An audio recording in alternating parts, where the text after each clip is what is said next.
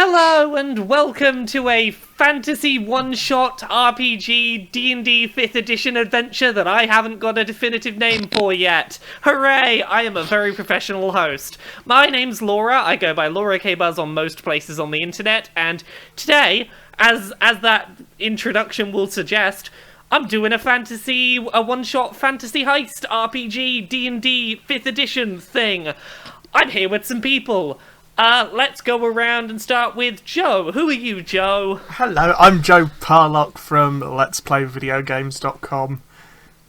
And do I say my character, or do we move on? Well, we'll move on and we'll get to characters and stuff in a second. Just who are you? That works. I'm so eager! It's alright. We've got two other people here today who are not from Let's Play Video Games, but have both been on bits of content either on Let's Play Video Games or with me and Joe in the past. First up, we've got George. Who are you, George? Hello, I'm George Johnson. I am the editor-in-chief of Indie Haven, and I also violently mash communism into video games until I can write about how it makes sense on the internet at jaffandwaster.com.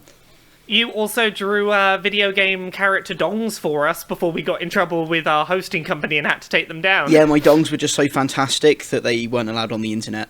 Yeah, we had to take energy down the drink dongs. donkey. I was also... I don't remember Energy Drink Donkey. Oh, no, oh gosh, yeah, I do, yeah. Yeah, I carried around all of your fucking Tornado energy drinks at EGX Res. Yeah, EGX. Yeah, you came to EGX, you were there with me and Joe, you carried around all my energy drinks because you're lovely. Yes. We're also here with Jane. Who are you, Jane? Hello, I'm Jane Magnet. I do nothing pretty much everywhere. I'm on YouTube as Maniac Janiac, and I make ridiculous, silly news shows. People may know you if they follow Let's Play Video Games, because you are the Jane that was Jane Jokes Jingle at one point when we read a bunch of your jokes. And I have trucked with you before. Yeah, you were on Truckin' a little while back, so you've done some things with us before, and we are going to be doing we're going to be recording for maybe about 3 hours. That is the aim. This is my first time, well, it's my second time DMing, and it's my first time recording myself DMing, so I am nervous as heck, but the aim is to do a 3-hour recording that we'll edit down. We're going to do a nice little one-shot campaign, so, yeah, is everyone ready to jump into this bizarre adventure? Could you repeat the question, please? No, show off. Okay, right. As a heads up to folk listening, we will be running D&D Dungeons & Dragons 5th edition, but we're going to be running a slightly reduced rule set version. I'm not going to be paying too much attention to the way that movement works. I'm going to be reducing down a lot of the way that dice rolls work, basically to make this flow as well as possible for a recording while still working in terms of like having some risk and challenge. So yeah, I'm gonna lead us in, and there will be a nice opportunity in a moment for everyone to introduce their characters, but here we go. A group assembles, sat around a circular wooden table in the back room of a tavern on the outskirts of town. There are windows, but the layer of dust on them is so thick that they might as well not even be there. The table is lit dimly by candlelight. 3 individuals each independently arrive. First to arrive is Tergu. Have I pronounced that correctly? Yes. Okay. Thankfully. Tergu has arrived at the bar. Do you want to describe Tergu, Joe? Tergu is a full orc. He's an orc bard, and he's not a very successful one. He travels the land, goes to all these different taverns, and immediately gets chased out of them as soon as he starts trying to perform for people. And as a result, he is broke, he is homeless, and, he tries to cover that up by being incredibly flamboyant and wears all this jewellery, but it doesn't really work. I think the way you described him to me was he's a homeless gay orc with the gift of the gab. Yeah, he's a homeless ashtray Liberace. Loving that alliteration. Yeah, you've got that character down. So yes. you've arrived at the bar first, and as a little bit of context, you've come to the bar because, much like everyone who's going to come to the bar tonight, you saw an advert for a job that promised you will never need to work another day in your life if you take this job. You know it's going to be illegal, but that's all you really know about the job right now, and you came along. You've arrived at the bar first. What do you want to do while you wait for other people to show up? The first thing I should probably do is try and convince the landlord that I'm not here to perform, because I have a feeling I might have been kicked out of this one before. So, just to prove that, I'm not going to get rid of any of his customers. Hey, you. You Tergu? I am, but, as you can see, no instruments. So, I'm not here. I'm not here to do anything. I'm not here Did I say I was kicking you out on the excuse that you not bring instruments back, or did I kick you out full stop?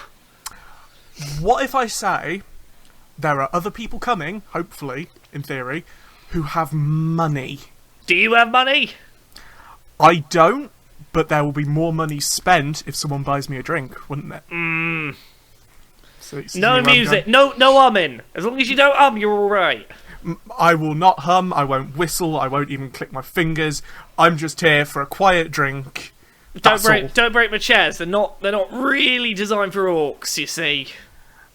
Yeah, well, I've been there. I've bought the t-shirt. I didn't buy the t-shirt exactly, but I've all found it in a bin. But right, no chairs, no humming. You just a sec. Are you here with the with that group that's here for a job meeting or something? It depends on whether you're going to tell anybody about this. I don't know much about it. I just know there's a job meeting happening over on that circular table in the corner. Then yes, I absolutely am. Right. Well, that's all right. It's that one over there. Go on. Have yourself a seat and just don't even dream of humming. Okay, thank you. Next walks in Astrid Anderson. Hello. George, do you want to tell us a little bit about Astrid?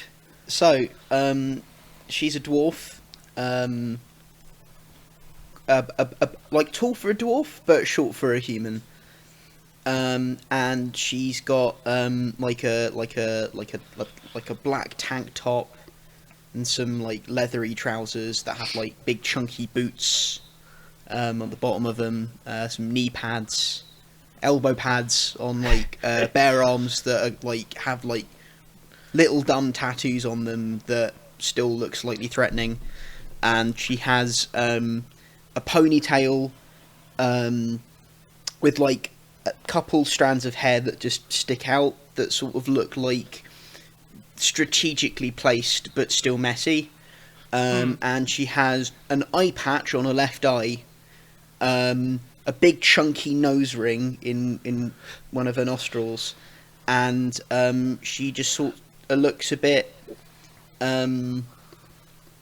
like almost like she's kind of trying to look unapproachable, but it looks like she doesn't really need to try to look unapproachable, but she still is. The mental picture I had of her after reading your character sheet was I got the impression that she's like the dwarven equivalent of like a short-haired but like you know if you picture like a butch lesbian bouncer at a club. Exactly. That's kind of the picture I had, is that she probably didn't need to make herself look scarier, but she did anyway to just be like, yeah, I am not someone to be messed with. I will probably break your kneecaps and handcuff your hands behind your feet. Yeah, like that, but like not as bulky a build, almost like still like muscular and everything, but not like bodybuilder, like more lean and toned. Just lean and toned, but still like. But there's enough of like a centre of balance that no one's going to knock you off guard too much. Exactly. Yeah. What do you do when you arrive in the bar? I walk in, sort of just stand in the doorway for a moment. I look around, snort a bit, just like a little sniffle, and I walk up to the bar and said, "Hey, can I have a pint of whatever's most popular around here?" We got a popular old we got a homebrew ale. It's got some honey. It's got some I don't know. I know honey was one of the things in it. It's a brew. That'll do. Give it. Okay. Yeah, there you go. It's one gold piece. I chuck 2 gold pieces over. Keep the change. And I like you. I like you. Is there a yeah? Don't worry. You'll understand why that's the case later. Is there a job meeting here? I'm here for a job meeting. Oh yeah. It's that certain table over there, the one with the orc just sort of perched kind of near it, trying not to break my chairs. What, the one that looks a little bit flamboyant? Yeah, but one that's a also little bit homeless. flamboyant, also homeless. Yes, that's the one. Cool, thank the one you, that thanks. you are describing right off their character sheet. All right, cool. I'll go over, and I walk over to the table. I pull the chair out, and you know when you sit on a chair, but like the back of the chair, you're sort of holding, so you're sitting on the chair backwards, but in a cool way. Yeah. You know that? Yeah. I sit on the chair like that. And I go, "You alright, mate?" Are you here for the job as well? Or... That I am. I'm Tergu. I'm Astrid. Nice. So, I see you've got a drink. I do. I see. I also see. Unfortunately, I am without a drink, and I think it might be a bit inconspicuous if there's people meeting in a tavern who don't have drinks. Mm-hmm. So, and I noticed you kind of chucked a bit of extra gold his way. So. Yeah. Do you see? What sort of things do you drink? I will drink literally anything. Literally anything. All right. I mean, I suppose we're going on a job and all that, so I suppose we're going to be helping each other out. Wait, have we actually signed up for the job? Well, we might be. None of you know anything really about the job yet, so you probably haven't 100% confirmed you're doing it. You just know you're never going to have to work again, and it's illegal. That's all you know when you've arrived here. Well, I mean, there's a possibility that you'll be looking out for me in whatever's going on here. So, yeah, go on, I'll get you a drink. I walk back up to the bar. Thank you very much. It's fine. I walk up to the bar and go, can I have another drink, please? The same. No, they're the same. Can do. And Yeah. I slide another one over to you at the table and give you sort of like a little bit of a wink as I do. Okay. I then I look at the drink and go, can I have another one of those, please? Oh, I reckon you can have another one And of them. I just put 5 gold on the bar. Just keep that. Keep that. I like you being in here in this bar. Right, here you go. And I slide another one over, and I kind of leave like the gold near where I would put it away, but I keep it sort of on hand. Okay. Interesting. I take the 2 drinks. I walk over. I put the drink in front of Tergu, and I put the other drink next to my other drink. And I I down one and put it down and go. Oh, so you from around here? I'm not exactly from. People know me, in a manner of speaking, but I wouldn't say I'm exactly from around here. Well, what about you? Now, I'll stop at this moment. While the two of you are just continuing to have a gentle, friendly chit-chat, the final member of our adventure walks in the door. Ellenor Findair. Ellenor Findair, is that correct? That's it. Right. Do you want to tell us a little bit about Ellenor Findair? She's a bit crazy. She's had quite a life, and she has absolutely no problem with killing anyone. She killed the Baron of her local village when she was 9 years old, gutted him in his sleep with a blunt bread knife. She walks into the bar wearing, she's a halfling, short even for a halfling at 2 foot 10 inches and a half, which is very proud of that extra half, wearing crossed battle axes across her back, and she just bounds up to the bar, gets on a stool and rests her elbows on the bar and looks at the barman, fluttering her eyelids. Oh dear, how can I help you? Get us a drink, darling. What are you having? Whatever will give me my sight back tomorrow. Something strong. Something a bit wrong.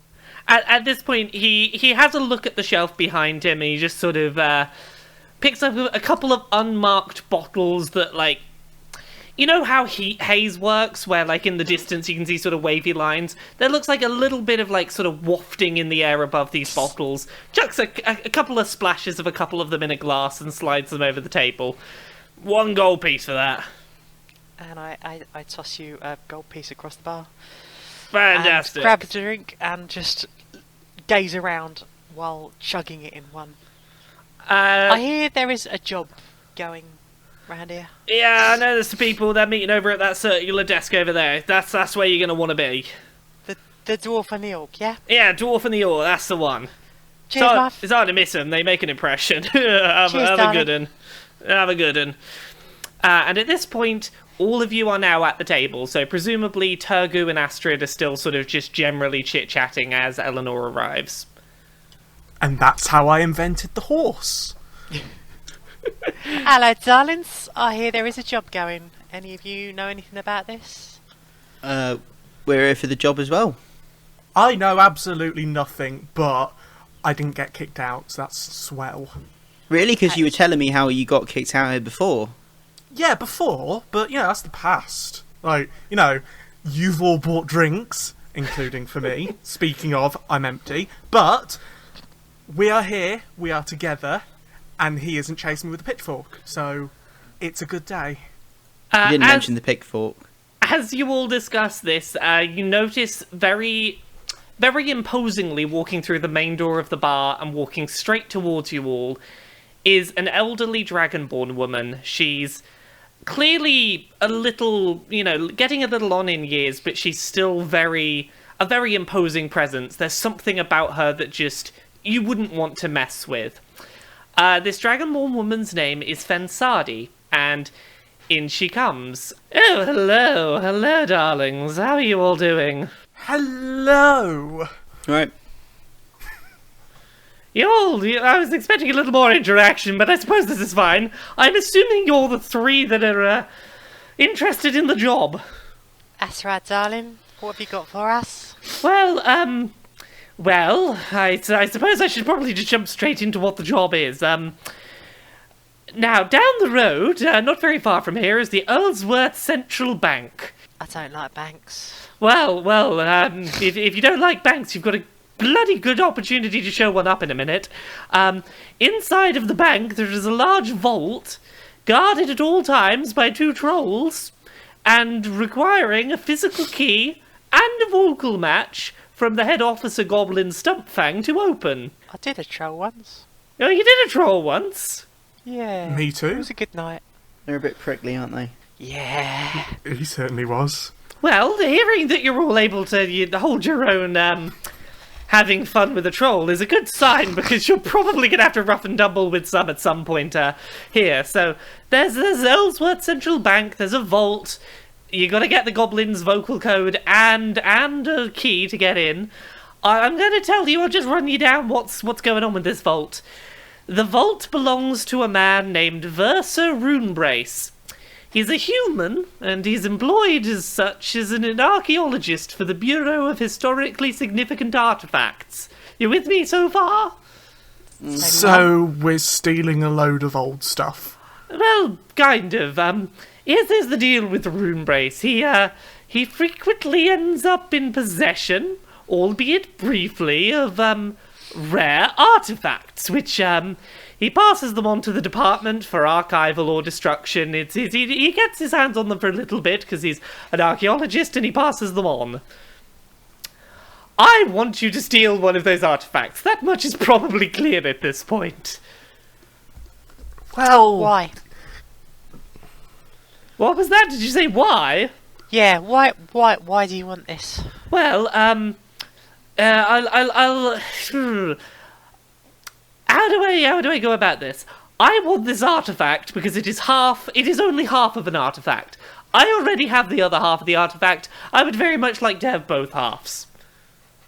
Is that enough of an explanation for you? Has this suitably informed you?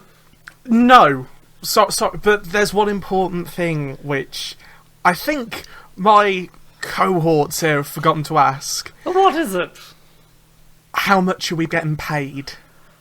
Well, I will... My vague answer would be enough that you'll never need to work another day in your lives. The more specific answer, how much do you want? I could give you...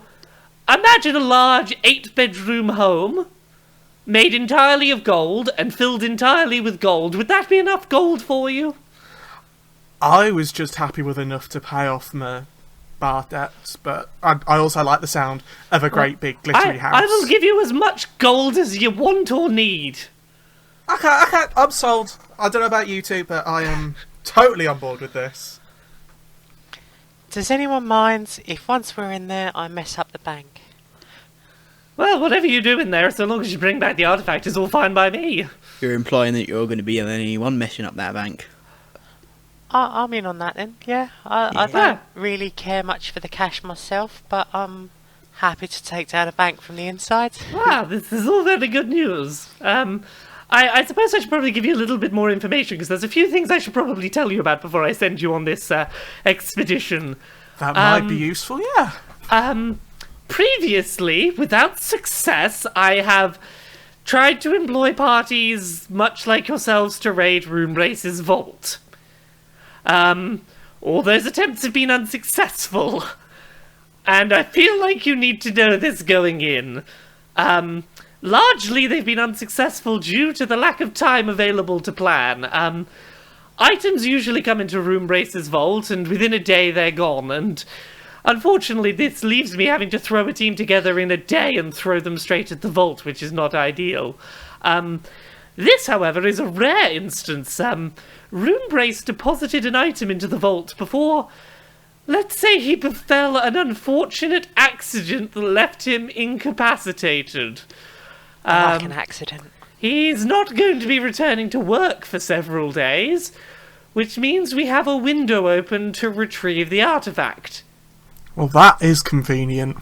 That's terribly convenient. All you need to know is that we have a little bit of a better window of time to actually plan this thing than I usually have. So, don't stress too much about the fact that people have attempted to do this before. So, the words cannon fodder kind of come to mind here. Well, previous teams have been cannon fodder, perhaps, but not you, of course. You're all the best of the best, I assume. Hey, like I said, you don't need to convince me I was sold at gold. Well, that's very good to know. I'm just making sure we're clear for the other two before they go and get me killed, so... Well, okay, you're all far more agreeable than I expected you to be. I expected a bit more questioning and pushback, if I'm honest, but... What's this Runebrace like? Well, I've never really met the man in person. He's a very reserved science type. He's the sort of person who, as far as I know, I think he got into archaeology because he likes being alone and, dusting things. He's a bit of a boring fellow. I can understand that. The question is, does he actually deserve this? Well, the artifact, if it gets lost, it's not really a big problem for him. His job was just to collect it and to try and reserve it. If it gets stolen, it's on the bank at this point. That's fair. What's the bank like? Well, I'll get to describing the bank to you in a moment. I do have a couple of other things I'm going to let you know before we get to the bank, I suppose. The item I want from the bank is a blue crystalline sphere, roughly the size of a human head. Now, obviously, I know you could just keep the crystal for yourselves, but it is a one-of-a-kind item, and if you attempted to sell it on, I suspect you'd very quickly get caught doing so. I have the other half of the item, as I said. It'll be of little use. The artifact will be of little use to you, but if you bring it to me, it'll be very useful to me. What do you and need what are it you for? going to do with it? Well, that's my own bloody well business, isn't it? It's not as... I'm not here to... It's a thing that's of great personal importance to me. That's all you need to know about me having this bloody artifact. Can I do a persuasion? You can attempt to do a persuasion check. I want to do a persuasion. Do you have a modifier for persuasion on your sheet? It says persuasion 4. Okay, so roll a d20 and then add 4. Right. Okay, roll a d20. and add 4. 19. I rolled a natural 20, so I'm not gonna let you. You got close for a moment. There's a look in her eye that's just like, I want to. No. Why would I do this? And you were so close. But she's just not. She's now a little on edge as well. She's like, you're pushing a bit much. Hey, you can't blame an orc for trying. Well, look, do you want the job or not? I don't think that it's particularly your business what I do once you complete the job, is it? I'm the employer. But if we're going to get thrown in to be killed by a load of guards, I just thought I might give it a go at finding out at first. You can't, you would do the same in all of your wisdom. Well, as if you were me. How about I tell you this? I'll tell you a little something. When both parts of the artifact are brought together, they will allow me to right some wrongs that I have been trying to deal with for a while. They will allow me to deal with a very bad situation that I got myself into. The kind of situation that gold cannot fix. It's fine by me. I don't know about you two. You're good? I'm in. Well, you hear the sort of thud of a glass hitting the table, and Astrid is sort of leaning back in her chair with her legs crossed on the table, and she's looking at the Dragonborn lady, and sort of narrows her eyes a little bit, and then says, "Yeah, all right. How much time have we got?" Well, if you wish, you've got as long as you need to discuss this in advance. I can give you a little bit of details about what the interior of the bank foyer is going to be like, but that's about as far as I can help you. You can decide in advance of going what you want to do, whether you want to go, and at that point, you've got as much time as you're likely to need, I suspect. You've got as much time as it takes you to decide what to do. Does that sound about good to you? If we can get interior descriptions of the bank, maybe even a map, though not necessary. Any other little bits of information that you could tell us, that should be perfectly fine. Oh God, you're professional. Thank God. Here's what I can do for you. At this point, Fensadi unrolls a map and starts to explain to you the interior of the bank, which I'm going to do in my own voice because that's a lot easier than trying to describe detailed interiors of a bank in a silly voice. Very understandable. So, according to the map that you've got here of the foyer of the bank, it's roughly 30 foot wide by about 50 foot deep. There are manned kiosks on the left and right sides staffed by goblin bankers. These kiosks are designed mainly for handling paperwork, having meetings and discussing financial matters, the kind of things that don't require you to deposit or withdraw any funds. There are 6 of these kiosks on each side of the room. None of the kiosks is terribly protected. They're basically a table and chairs set up with a wooden partition in between each of them. At the far end of the room, there's a wall of strong glass-fronted kiosks, which apparently the glass is enchanted. You don't have specifics on what kind of enchantment. This bank of kiosks is 8 kiosks wide, where tellers can handle deposits and withdrawals. For gold, the goblin behind the counter will go down into the vaults, retrieve your gold, and bring it back up to the counter for you. For more complicated deposits and withdrawals, or for high-priority items, Head Officer Goblin Stumpfang will have to come through a heavily fortified and magically locked door along that back wall. This is the door that the Goblin staff use to enter and exit the money-handling booths and to get down to the vaults. Stumpfang will assess the identity of the person attempting to make the withdrawal before taking them down to their vault and back out. As a heads up, Stumpfang is on high alert regarding the Roombrace Vault because there have been several attempts to raid it. He's going to be wary of any attempt to talk your way down to that specific vault. You can see a staircase down to the vaults from the customer side of the glass at the money counters. Other than that, Fensadi is able to tell you that the counters on the left and right, those sort of tables with the partitions between, can be used for setting up new accounts, for new customers to be brought down to vaults to help them set up their personal security measures. There's also an unmarked room in the back left corner of this bank foyer. And that's all that she can tell you about the bank before going in. All right. Well, you've got some time to decide. You can either discuss whether you want to, how you're going to go about this, or even if you want to do this at all, because obviously you're going to be robbing a bank. If you get caught doing this, it's your ass is on the line and not mine. We're perfectly aware of the risks. Is there another way in? Well, there's a couple of other ways in, but they're, let's just say that they're not particularly viable ways in. I can have a look for you. Let me find. I know there's some other. And while she says this, she's sort of shuffling through papers, as if she was having to look for information that she knows is written down somewhere, but she can't remember whereabouts she wrote it down. And I'm definitely not talking about myself here.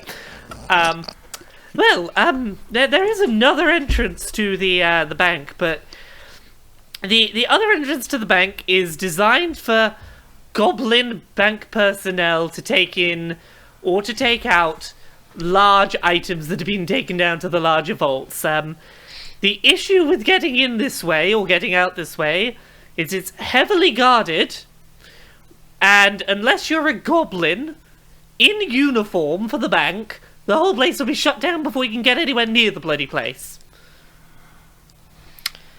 So, what can you tell us about Stumpfang?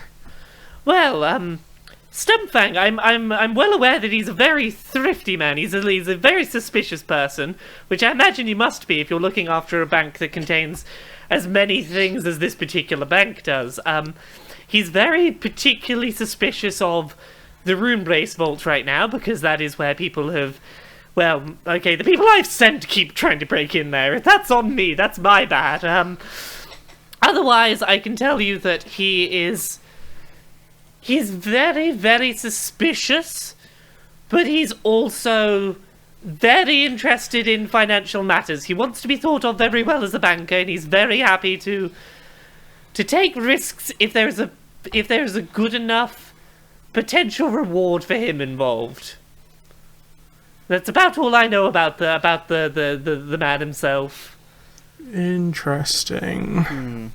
So, how are we getting in there then? Well, obviously you two are the professionals, as we can all see by the nose rings and such. But she mentioned that Stumpfang was rather thrifty, so maybe we could, I don't know, try and pitch you two as replacement guards instead of the trolls. Like, say you'll work for cheaper, or something.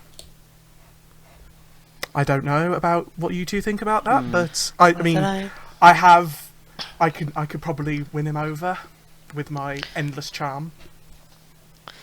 I could Worth a filter in try. the contacts. Dwarf, you got some gold on you? I said you've got some gold on you, I hear. So what's the likelihood we could use some of that to help us get through the door? Maybe say we want to set something up, get shown down to the vaults, tell him you want to install, at this point I point at myself, some personal security down there, perhaps? To give you a bit of a reminder of some information that you've got, in terms of depositing gold, usually that's done by handing it to the goblins at the desk and they'll take it down. In terms of bringing people down to the vaults themselves, it's usually for more bespoke items. I was thinking for more like setting up as a new account. We want to be shown around to know that our property is going to be safe. That's certainly worth a try if you think, if it's something you'd like to It's a try. possible plan. I mean, if we're looking to use some sort of object to get past the gold goblin workers, I do have a variety of instruments. They're not in perfect condition, mind. You know, It may take a bit of convincing. But... Did I hear you say something about instruments? What's it? Can you hear instruments? Tergu, you say something about instruments? I meant warned scientific. I meant like beakers and. I glass. don't take you for a science man. I think you're pulling my leg. I don't take you for a science man either. So how would you know? You're aware you're telling this to the person who owns the bar and could kick you the hell out again, right? I do, but for all you also... know, I got fucking Bunsen beakers back here. You don't know. I flip another gold coin in the direction of the bar. Oh, thank you. For now.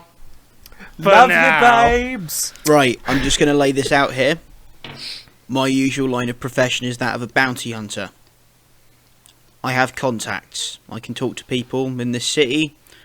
Some of those people might know a particular goblin guard that I could talk to. Maybe sort something out. Would you like to use your ability to attempt to make contact with a contact in the city? I would like to, yes. Okay, what kind of person are you trying to get in contact with? Now, the sort of person I'd be trying to get in contact with is probably bounty hunters and freelance mercenaries and like security guards. There's a Venn diagram and there will be overlaps there. So I'm going to try and get into contact with like somebody that I know who deals with like security work. Let's say that you know someone that works in security, but not in security for this bank. Okay. You know someone who elsewhere within the city he's a goblin. He's done security work as a sort of hired hand, and let's do a little bit of a side moment here. This is going to determine what knowledge you're going to get from this contact. So we'll take a little sidestep here. Yeah, hello. How you doing? It's Astrid, right? Yeah, you're right. Yeah, I'm all right. So what were you trying to get hold of me for? Right.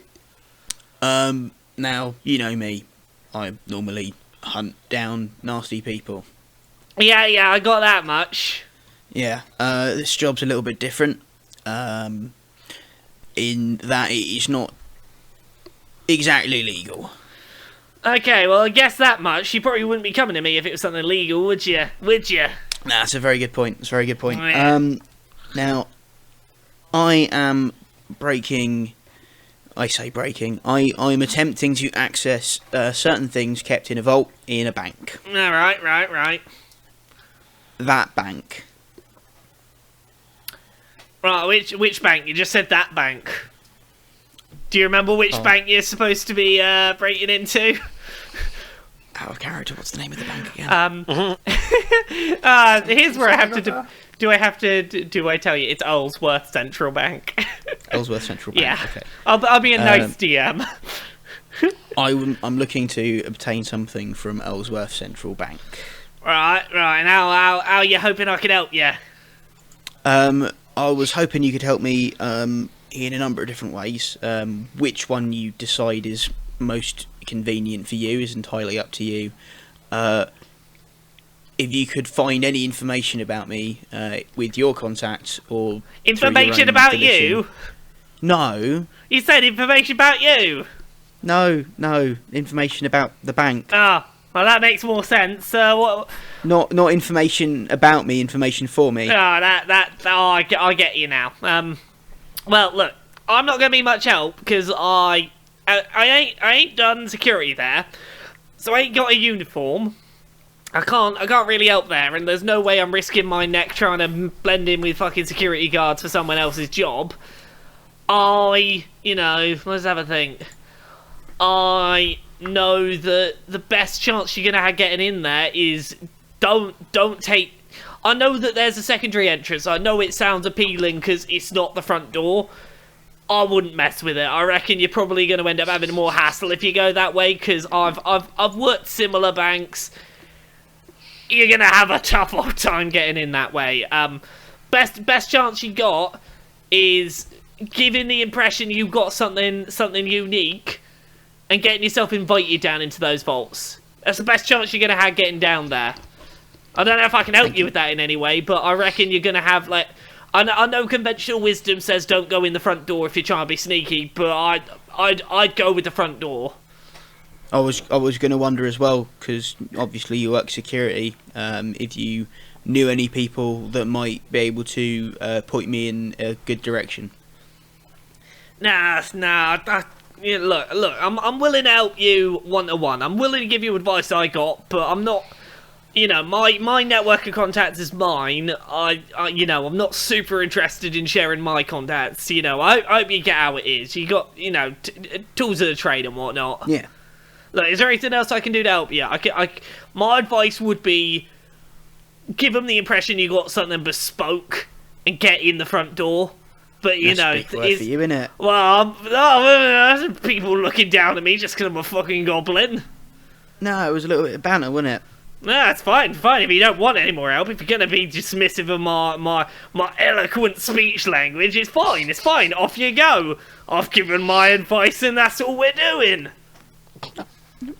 And no. At this point, your goblin contact just walks off, a little bit offended that you have, assumed that they wouldn't be well spoken just because they're a goblin. No, I was having cheeky conversation because if he's a contact of mine, he's probably a mate. Cheeky pants. A contact. Yeah. I'd say a contact and a friend are two distinct things. But okay, what I'll let you do, we'll roll this back a little bit. I will let you roll 4. Let's have a look. Charisma check. Just do general charisma. Roll a d20 and add on your charisma.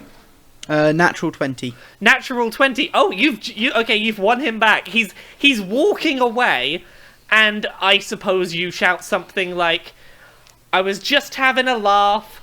I promise. You're really good at words." I don't know. I love you. Well, yeah. What do you want to shout with your natural 20? That's going to. What is it you're going to shout that brings me back? Bearing in mind that no matter what you shout, I will come back.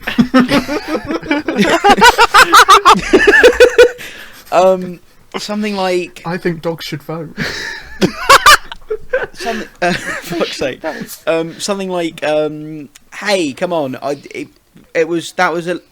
you remember back when we worked that security job together?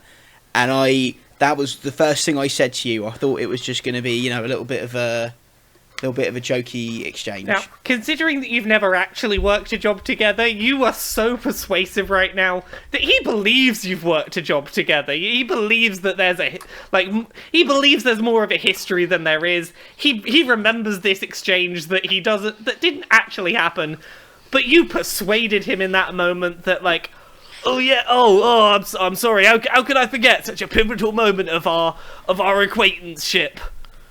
I am terribly sorry, and I really should make up for this somehow, shouldn't I? This was a pivotal moment in us becoming contacts and or nearby acquaintances, and well, I can't go in with you. I can give you this, and he sort of rummages around in his bag, and he pulls out a glowing blue, let's say a glowing blue crystalline pyramid. And it's sort of a small enough thing that you could hold in one hand, but it looks like it's sort of glowing and swirling, and it looks like there might be like a galaxy in it. And he explains to you what he's giving you. He's like, look, hopefully this will help you get in. This is something unique, right? It's not really worth much, but it's going to look to the untrained eye like it's worth something. You can bullshit him however you want about what this is, but it looks like it's got a fucking galaxy floating in it. It doesn't fucking do nothing, but if you tell him it's worth something, it might let you down in the vaults. Look, that's the best I can do for you. I'm sorry. I'll try and remember next time more about you. I'm sorry that I falsely, incorrectly remembered the history of our acquaintanceship. Is this acceptable as a situation and a restitution? Yeah, right then. You owe me a drink though. Okay. Here's 5 gold. Get yourself a couple. Get yourself a round. No. We're gonna meet up again at some point. Okay, didn't get well, me a drink. if you don't get locked up, how's about next Wednesday we meet over at the Frog and Spittle? Sounds good. Right, see you there. Assuming you aren't arrested. Have a good one. And okay, we have now established that you now have a unique enough looking item that you could probably use it to talk your way down into the vaults. Could this is a general question. If it's blue and it's a crystal Yeah. and it's a strange shape, Yeah. what would we need to do to convince Fensadi that we already have the thing she's looking for? Okay, with well, that? okay, here's the thing. Can any of you turn this with any kind of ability you have into a blue crystalline sphere? Because if you can't, then she's probably not going to be convinced, because a handheld small pyramid is very different from a human head-sized sphere. I have a +4 in sleight of hand and I have a +4 in deception. You could try a roll on deception, but I promise you, you are not going to roll high enough to convince her that this pyramid is a sphere. She knows. I want to try it Okay. anyway because it'll be fun. Okay, tell me what you roll. Okay, I'll let you have advantage on this roll. You can roll twice and keep the highest number you roll of the two. Oh gee, I wonder if this will work. Okay, 14 and an 8, so 18. 18. No, that's not going to do it. If you'd rolled a natural 20, you probably still wouldn't have succeeded, but maybe. But it would have been endearing. So at this moment, Fensadi goes. So you've come to Fensadi and been like, "Oh, we've already got the." do your spiel. You tried to convince me this is the object already. Do your conversation. So, Fensadi, babe, Yes. was this the blue crystal that you've been looking for? I'm presenting it in a cocky manner by leaving it open for if it isn't. What the hell are you on about? Of course it's not. I told you it's a human. But it's blue. Yes, but and it's a crystal. It's a sphere the size of a human head. You idiot. This is I'm starting to think this maybe wasn't the wisest move to send you three in. This is a pyramidoid sphere. No, dear. No, dear. Well, glad Oh, that we have Tergu, now did figured somebody out. drop you? Yeah. I'm glad we've now figured out the difference Are you- between a sphere and a pyramid. Are you Thank sure for I clearing shouldn't that up, replace? Are you Fensadi. sure I shouldn't replace you on No, this no. team? No. I'm just making sure that we're all on the same page about what a sphere is. So surely you should be respecting me for making sure our entire team is on the same page with basic shapes. I refuse to respect the kind of person that doesn't know the difference between a sphere and a pyramid. I never said that vision I check. didn't know. You asked if this pyramid was a sphere. Maybe, but you know, it was worth a try.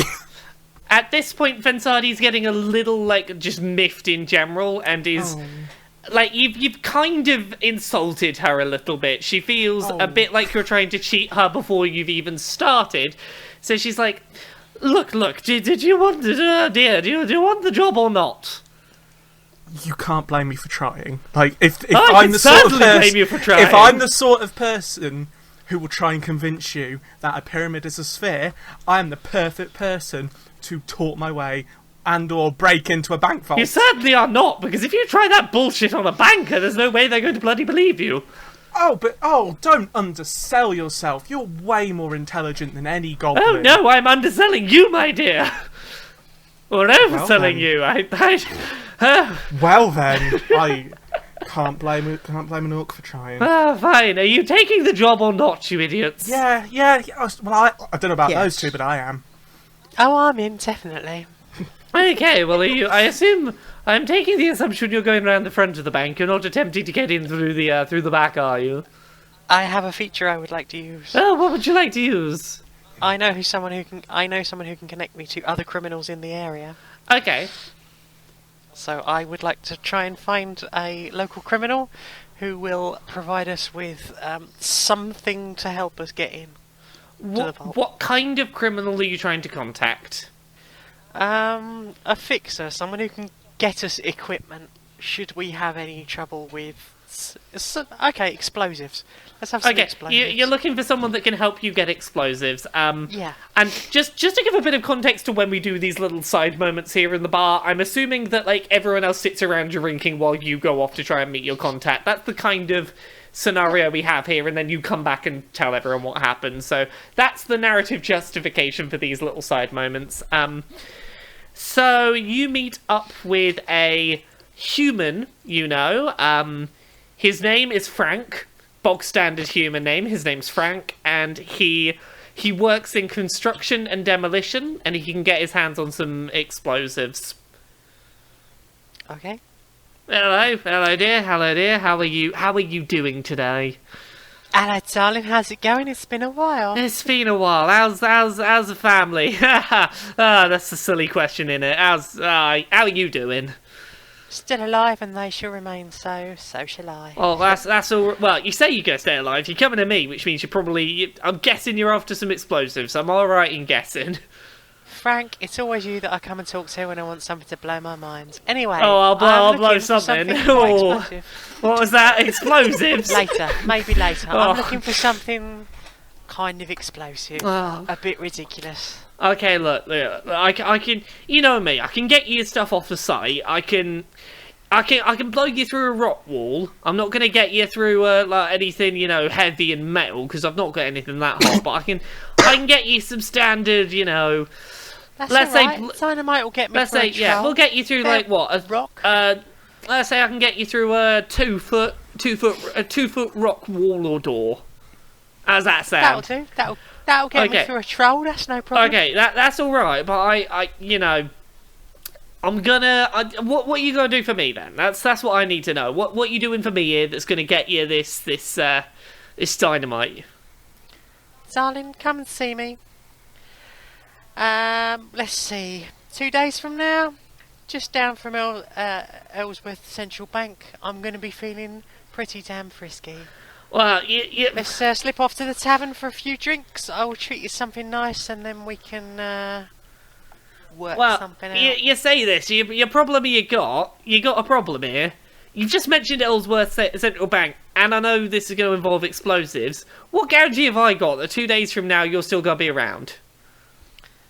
At this point, I reach up and grab Frank by the testicles. I squeeze really tightly and pull them down till his head comes down to meet my face, and I say, "Frank, my darling, I really hope I have your attention. So I don't want you to fuck me around.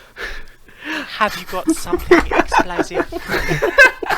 So I was gonna be a real smartass, and I was gonna suggest that Frank didn't have testicles and use this as a way to be like, hey, no, you assumed this is like trans man character or something, but no, this is too much of a good thing to stop you from doing. Frank, in a very high pitched voice at this moment, decides to just go, okay, I can get you some explosives. I'll see you in 2 days. That's fine. I'm so glad you see it my way, darling. Oh, darling. Oh, fucking God. Oh, darling. Oh. I think I'm in love with Ellenor. I think Frank is too, from the sounds of it. And at this point, Frank gives you enough explosives to blow through a single 2 to 3 foot thick rock wall, and off he goes. Sort of his legs a little bit bowed apart because everything's a little bit sore in between. So, yeah, you now as a group also have some explosives on hand. Can I ask a potentially stupid question? Go ahead. In my equipment, I apparently have a favour from an admirer. Yeah. And I don't know, A, what the favour is, or B, who the admirer is. Well, the admirer, you can come up with a bit of a story about this, and within reason I'll allow whatever this is. Obviously not like, oh, I have a favour from the owner of the bank, and I can use that to get in. But just, Okay. Let's say a small-scale favour from someone who happens to like your music and probably isn't directly connected to the bank.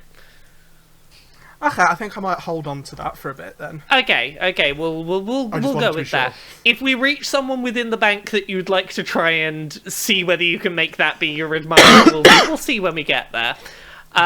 Is there any other preparation you'd like to do as a group, or would you like to head off to the bank? Or would you like to do something else entirely? I have no idea what you're going to do. I stand up.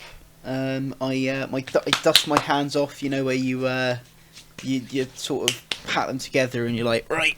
Yep. Crack knuckles.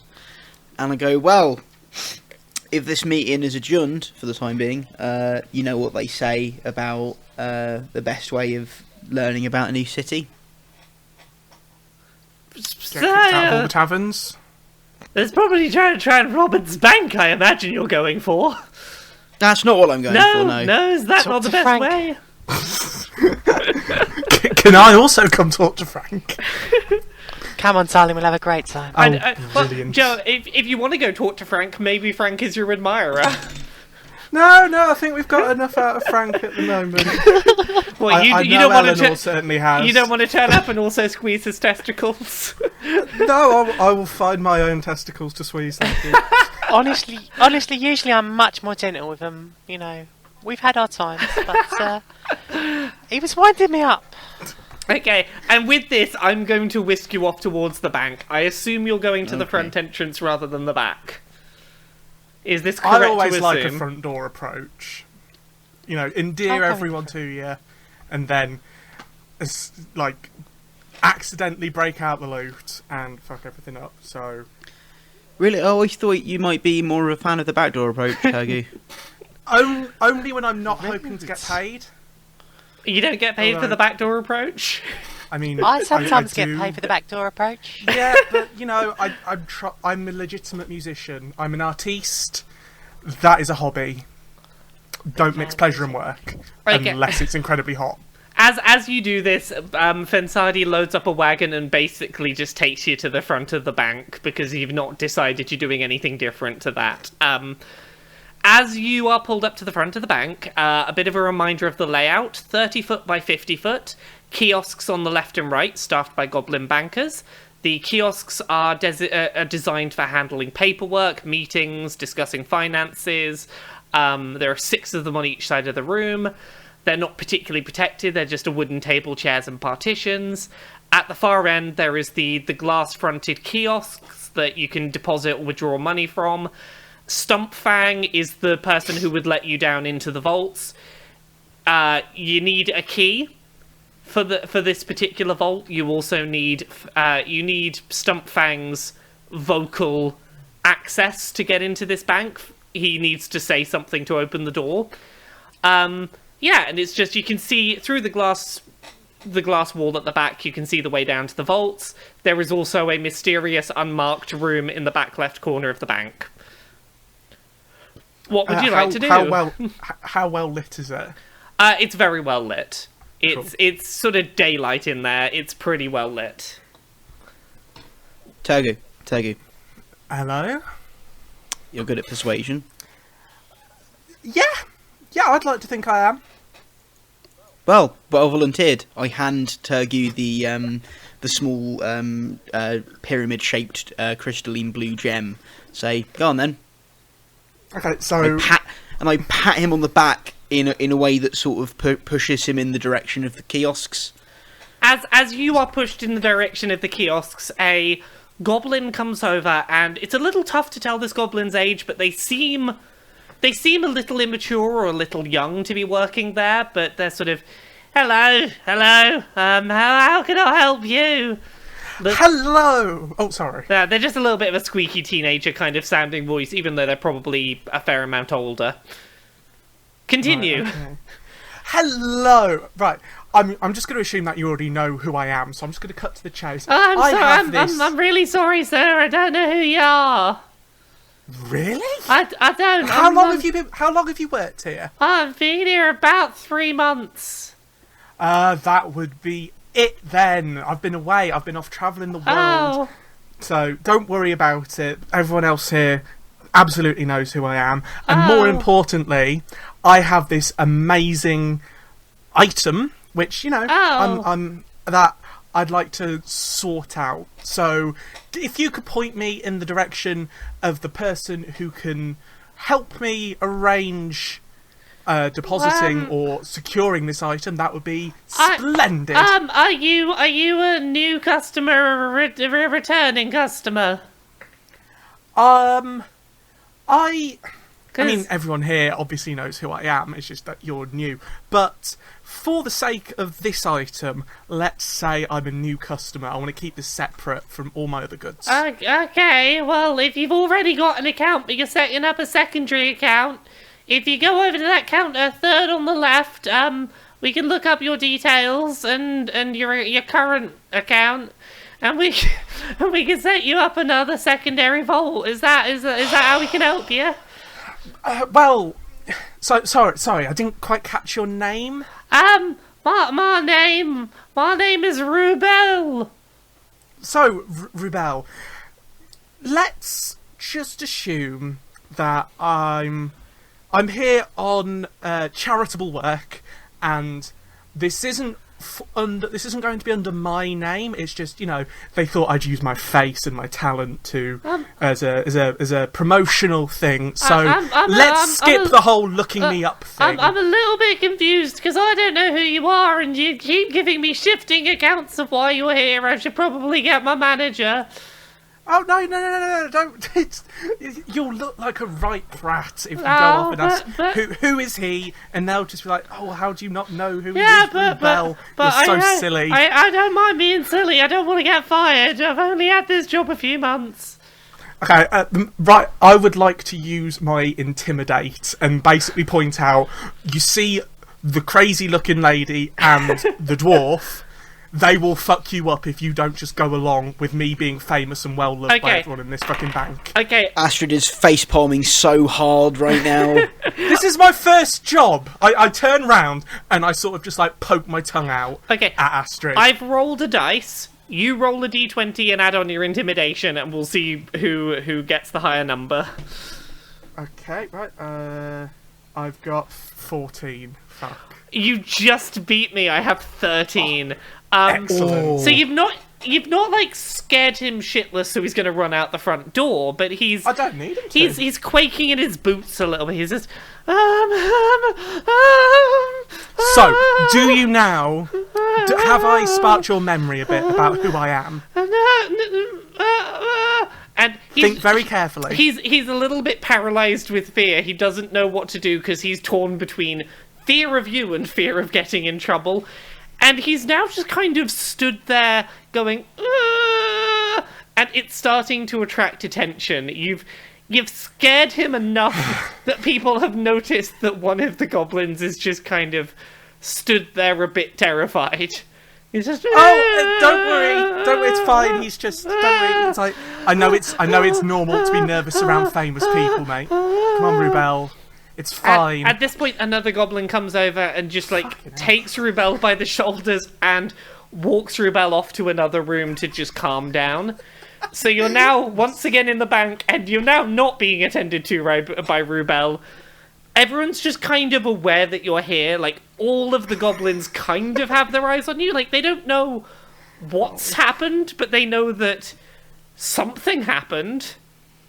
I walk up to Tergu and snatch the gem from his hands, adding a tut, and I turn to Ellenor and say, "Come on, let's go." And I walk up towards the main kiosks. The ones at the back of the room, the glass ones? The ones at the back of the room, yeah. Okay, right. I feel ever so slightly incompetent. Hello, dears. Sorry? Hello, dears. Hello, I am a new customer. I'd like to open up an account. Oh, that's all right. Go over any of those 6 wooden kiosks on either side, and they can set you up with a new account. What kind are we talking? Just a gold deposit account or a more specific item vault account? Specific item vault. Oh yeah. Go. You know what? And at this point, the goblin she rings a bell, just a ding ding ding. And out from that unmarked door sort of nearby, out comes a very sort of shriveled looking goblin who he basically just looks wrinkly and pissed off. And out he comes, he's like, right. What's going on? Well, these couple of people here are starting a new account. They got apparently some kind of specific item. Fine, follow me. Stumpfang brings you over to the wooden table and just sort of settles you down. You assume that this is Stumpfang because of the sort of pomp and circumstance of him being brought over. You got some kind of magical artifact or some kind of thing that's going in a vault that's a bit more special than gold. How can I help you folks? I have a corner of my mouth curls upwards as a sort of sly smile. I lean in, and my voice lowers somewhat, and I look to the left, and I look to the right, and then I look at Stumpfang, and I say, well, it's this. And I very discreetly pull out the pyramid and place it on the table and slowly slide it close to him. Oh, this is interesting, isn't it? What you got here then? What is this? I'm not sure how aware you may be of the magic world. Well, I got some awareness. I got to appraise shit, so I know a little bit about magic. Okay. Well, in my line of work, I encounter a lot of wizards, and sometimes they give me special items. This is what I have been told is called a magnificent mansion. Magnificent mansion? What the hell's that? It is a device that opens a portal to a dimension personal to the user, and allows that person to inhabit like a mansion at any given moment. Oh, that sounds interesting. I'm assuming you wanted a vault for this. I am, yes, for obvious reasons. That's all right. It's, well, before we sort that, I do got to appraise this thing, which means handing it over to me to assess its magical abilities and whatnot, and how magical this thing is. Is that all right with you? Obviously, you get this. This is just security measures. Yeah, yes, it's perfect. Well, actually, I'm somewhat protective of it, and for its obvious nature, it's very important to me. Would I be able to come back with someone that I trust who could confirm its magical existence to you? Well, I suppose that'll be fine by me. You know, whatever you got to do, that works all right. Thank you very much. I will. I'll talk with my associates, and then we will be back soon. Can I call in my favour for someone who can pretend to appraise it of its? Yes. Tell me about this person that you're bringing in. Someone who can pretend to appraise this item to Stumpfang. So it's the only person who, in my entire musical career, who has ever turned up twice to one of my shows. Oh. They're a big. Well, I say they're a big. They're slightly tolerant of me, but you know, they kind of owe me a favour because I've provided such entertainment to them and such joy, and more importantly, they used to be a fence. So you know, they're very good at pretending to appraise stuff, and they're very good at barefaced lies, essentially. Okay. So can I call in that favour? Okay, so you go outside and you get in contact with an elven woman.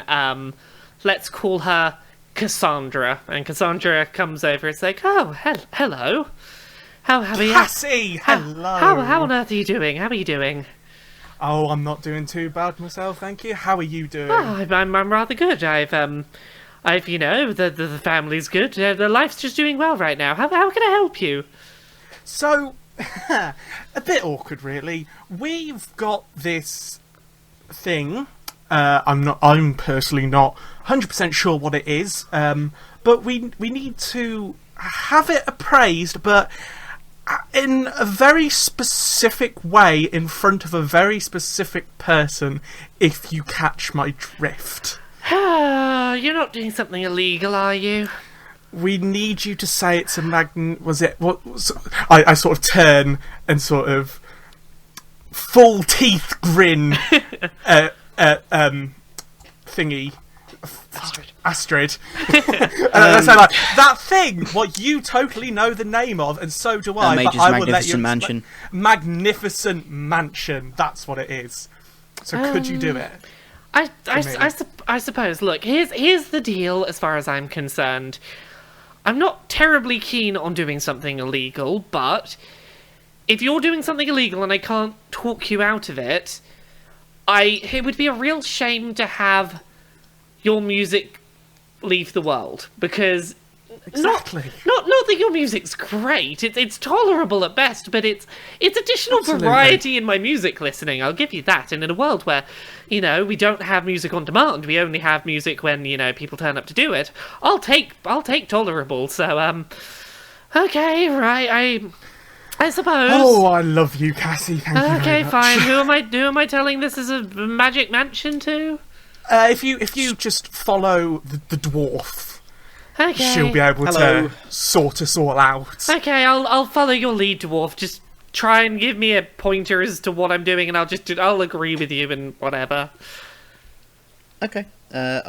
We walk back into the bank.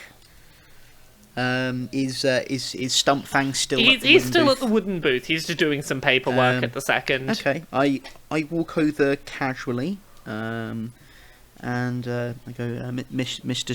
Stumpfang. Yes. I have my friend, my appraiser. What qualifications your appraiser got?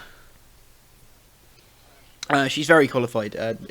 Probably best if you tell him. At this point, Cassandra looks a little bit panicked because she somewhat expected you to explain, to give her some kind of false credentials, and she sort of.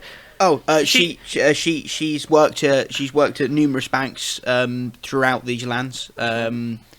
She was the chief artifact officer at the Arcane College. I apologise.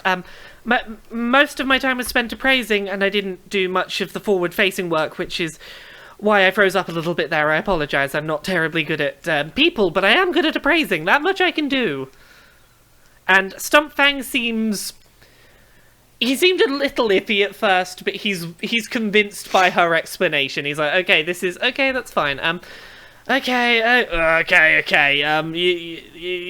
You're gonna have an appraise of that thing for me, and let me know what it is. Give me a rundown of it. And I assume at this point you hand the object to Yes. Cassandra, and she sort of turns it over in her hands a couple of times, and she's not a terribly great actor. She's sort of there like, a little bit exaggerated. She's sort of audibly humming. And the tavern guy will hate that. I've just rolled a dice. So she did some audible humming, but overall she comes out of this pretty well. She's like, well, from the appearance of it would seem to be a magical mansion, which is a pocket portal that, judging by the arcane powers that flow from it, and she's not quite getting her terms right here, but she's doing it with enough confidence and conviction that it sells. The arcane sorceries around this would suggest that it would allow the user to probably inhabit a very large dwelling within a pocket dimension. It's a very, very valuable item. I've only seen one of these before, and the security measures we had to employ were. Well, they were more than I would expect for something this size. Does that help you out at all? And Stumpfang sort of turns around. He's like, "Yeah, it's all right. It sounds all right. You can go if you want. It's sweet. We'll get these lots set up. Thank you for your help. Sorry that we had to take time out of your day for this. If anything, Stumpfang seems like he might be a little bit infatuated with Cassandra, but he's, it's fine. She's gone, and he's just happy he got to chat to her for a minute. So, Stumpfang is happy with the appraisal of the item. He goes, right. Excellent. I'm assuming you're setting up a new vault down for this, right? Right. Yes. Come with me. Usually I'd only have one of you down, whoever's opening the account, but considering that this seems to be a pretty valuable item, it's all right. You all come down with me. It's fine. You know, we'll. Thank you very much. So at this point, Stumpfang leads you through the door next to the glass-fronted cabinets and down to the stairway to the vaults. The stairway down to the vaults initially starts as a well-lit stone-cobbled staircase. It's narrow, so you're going to need to go down one person at a time in single file. What order are you going to go down this staircase? Stumpfang is at the front of the line. I think if it's okay with you two, I'd go first, just because just to continue the illusion of me being the person that's opening the account and going down and want to handle it first. Are we allowed to ask about stats directly, or? Yeah, you can ask me about stats and whatnot. What's? Oh, sorry, I'm really bad at remembering the fucking name. That's alright. What's Ellenor's constitution stat? Ugh. There are so many numbers. I know. Constitution. Where is it? Okay. 16. I think you should go at the back because I'm the squishiest, despite being an orc. You're a squishy, cuddly orc. Well, you don't want to cuddle me because I'm an ashtray, but Yeah, but you like to cuddle people. Yeah! Even if they don't enjoy the experience particularly. I'm a lover, not a fighter. Okay, so you've got your order set. There's enough room to stretch out a little bit. You know, you reckon at a push you could probably fight one-on-one with the person directly in front or behind of you, but it's not tight enough that you're afraid of getting stuck. It's not claustrophobically small, but you'd probably get a bit wedged up if you walk 2 by 2.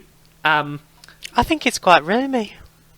Yeah, but you're like 2 inches tall. I think it's quite comfortably sized. I am 2'10.5", I'll have you know. I'm 6'7". This is uncomfortable. Yeah, you know, to be fair, I didn't really take into account your sizes, and I'm realising this as I describe the thing. I suppose the two of you that aren't an orc could probably walk side by side fairly comfortably. You could probably squeeze next to each other side by side. No one is walking side by side with the orc. How does that sound? We can hold hands. We'll look like a children crossing sign.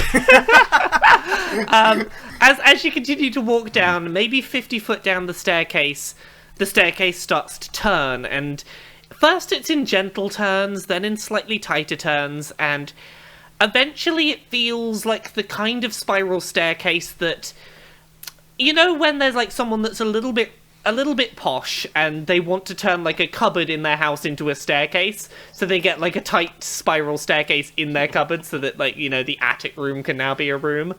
That sort of like... Never heard of this, but go on. This is a thing that like posh people do sometimes. Like, it's a small kind of tight spiral staircase that's just like, oh, there it goes, and, you know, you're somewhere new. I know the kind you mean. Yeah. You don't have to actively duck down, but our tallest party member is certainly aware of the roof being a bit close above their head. The light becomes gradually dimmer as you descend. This is less of an issue for some of you than others. Let me just have a quick look.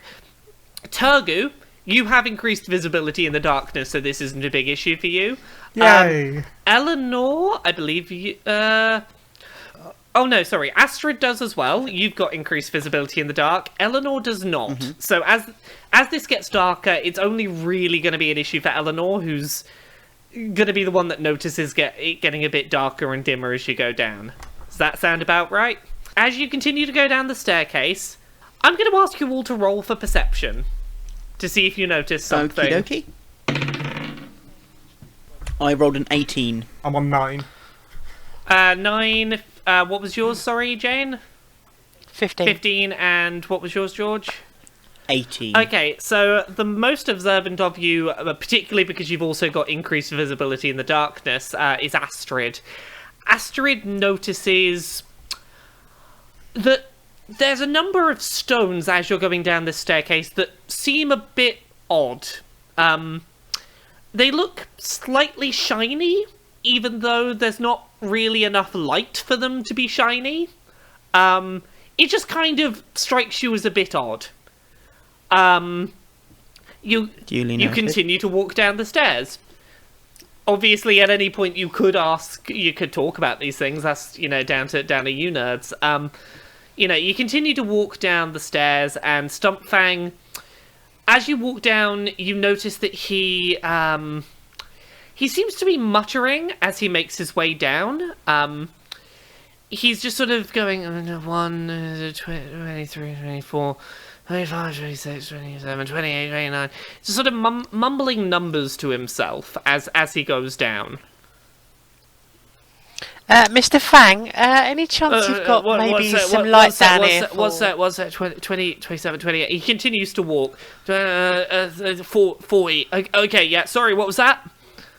Mr. Fang, do you happen to have any torches or anything for the less subterranean amongst us? Not so much. Sorry, it's a bit dark here. There's a limit to how much we can light. Because if we're bringing a bunch of torches down here, it's a tight staircase. You could end up burning yourself. We don't really tend to have them other than the lights we got down here on the way. So you have to. Also, all the smoke would create a hazardous breathing environment. Exactly. This one's got it. This one's got it. I like a hazardous environment. Well, I got to work here, so I'm not particularly. Yeah, because all the smoke would rise above you. Yeah. You lot. I'm the one who'd suffer. You lot. You interesting lot. Right. Sorry. Yeah. No. Sorry. You just have to make do until we get down to the vault. Is that all right? I suppose. It's a good thing we've got the dwarf who can see everything in front of us. I have a question, Stumpfang. Yeah. What do you want to know? I've noticed these. Occasionally, I'll see bits of rock in these walls that are a little bit bright, considering the light. Just a little bit curious.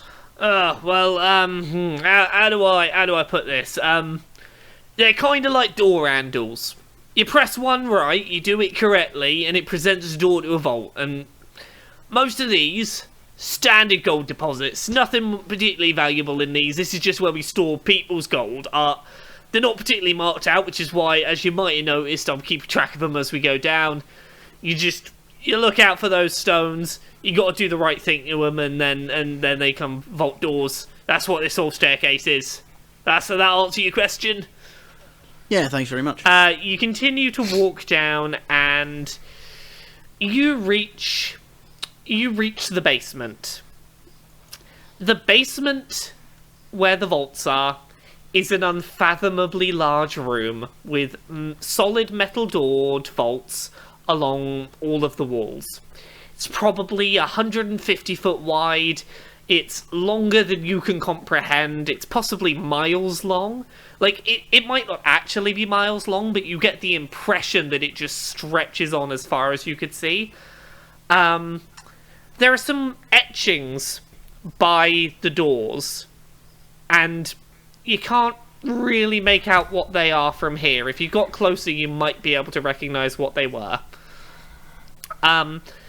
It's initially a little tough for you all to imagine how such a large space could be constructed, because obviously, it was a very tiny staircase you came down. How do you get metal doors this large down here? How do you get rid of all the material you'd have to get rid of to craft something this big?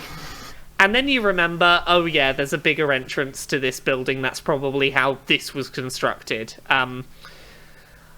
As you walk through the basement, presumably following Stumpfang, he brings you along past a number of these vault doors. Are you looking out for anything particular as you go? Yes. What are you looking out for? Something useful. I'm looking out for Roombrace's name. You don't make out any particular names. However, give me 1 second. Let me look up your character. You, however, do recognise some of what's written next to the doors, because the scratchings by the doors are written in Thieves' Cant, which is a written language used by thieves. You would have to stop and pay attention to decode what anything says. It's not the kind of thing you can sort of quickly read as you're walking by. But if you were to stop and have a look, you could probably understand what the scratchings by these vaults meant. Okay. as you continue along the corridor, you're brought past several vaults first. Actually, many of them are unmanned. They're just a big metal door. Several of them seem to be guarded. You walk past one door that has a couple of human guards outside in sort of full plate armor. You walk past another one that's got some goblins, but they're armed with like some nice fire arrows on a crossbow.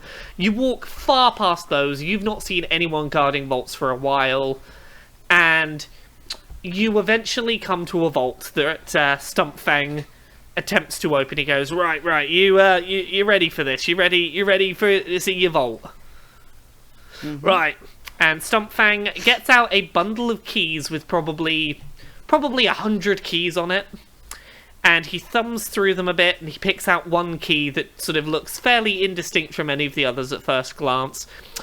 And he looks at the door, and he just says, "Get the fuck open!" And the door like slides apart enough that a keyhole is visible, and then he pops the key in and turns it, and this big heavy door opens. So he says, "Get the fuck open," in his sort of goblin voice, and then that's when he sees the key lock, the keyhole. And as he opens the door to the vault, he just sort of says, "Right, here's a vault. You ready to just deposit your item?"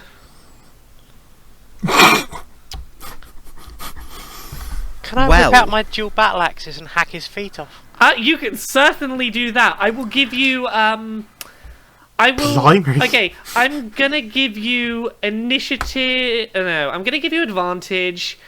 Roll a d20 for me. Isn't that going to be a bit loud? 19. You roll a 19, and you catch Stumpfang off guard, and you slice his feet off. Can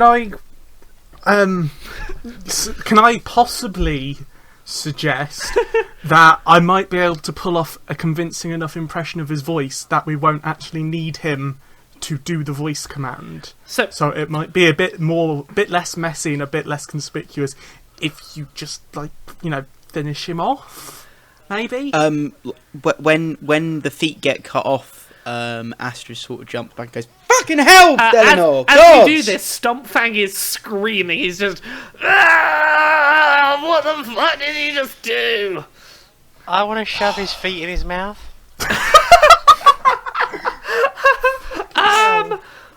Just a sec. Roll a d20 for me again. Roll me a d20. D20. 2. You try and shove them in his mouth, but they're quite a lot bigger than his mouth. They don't really fit in. Does it muffle the sound any? No, he just kind of spits them back out and goes, oh, shit. Someone hit him! I've got... Okay. I've got one musical instrument of my choice.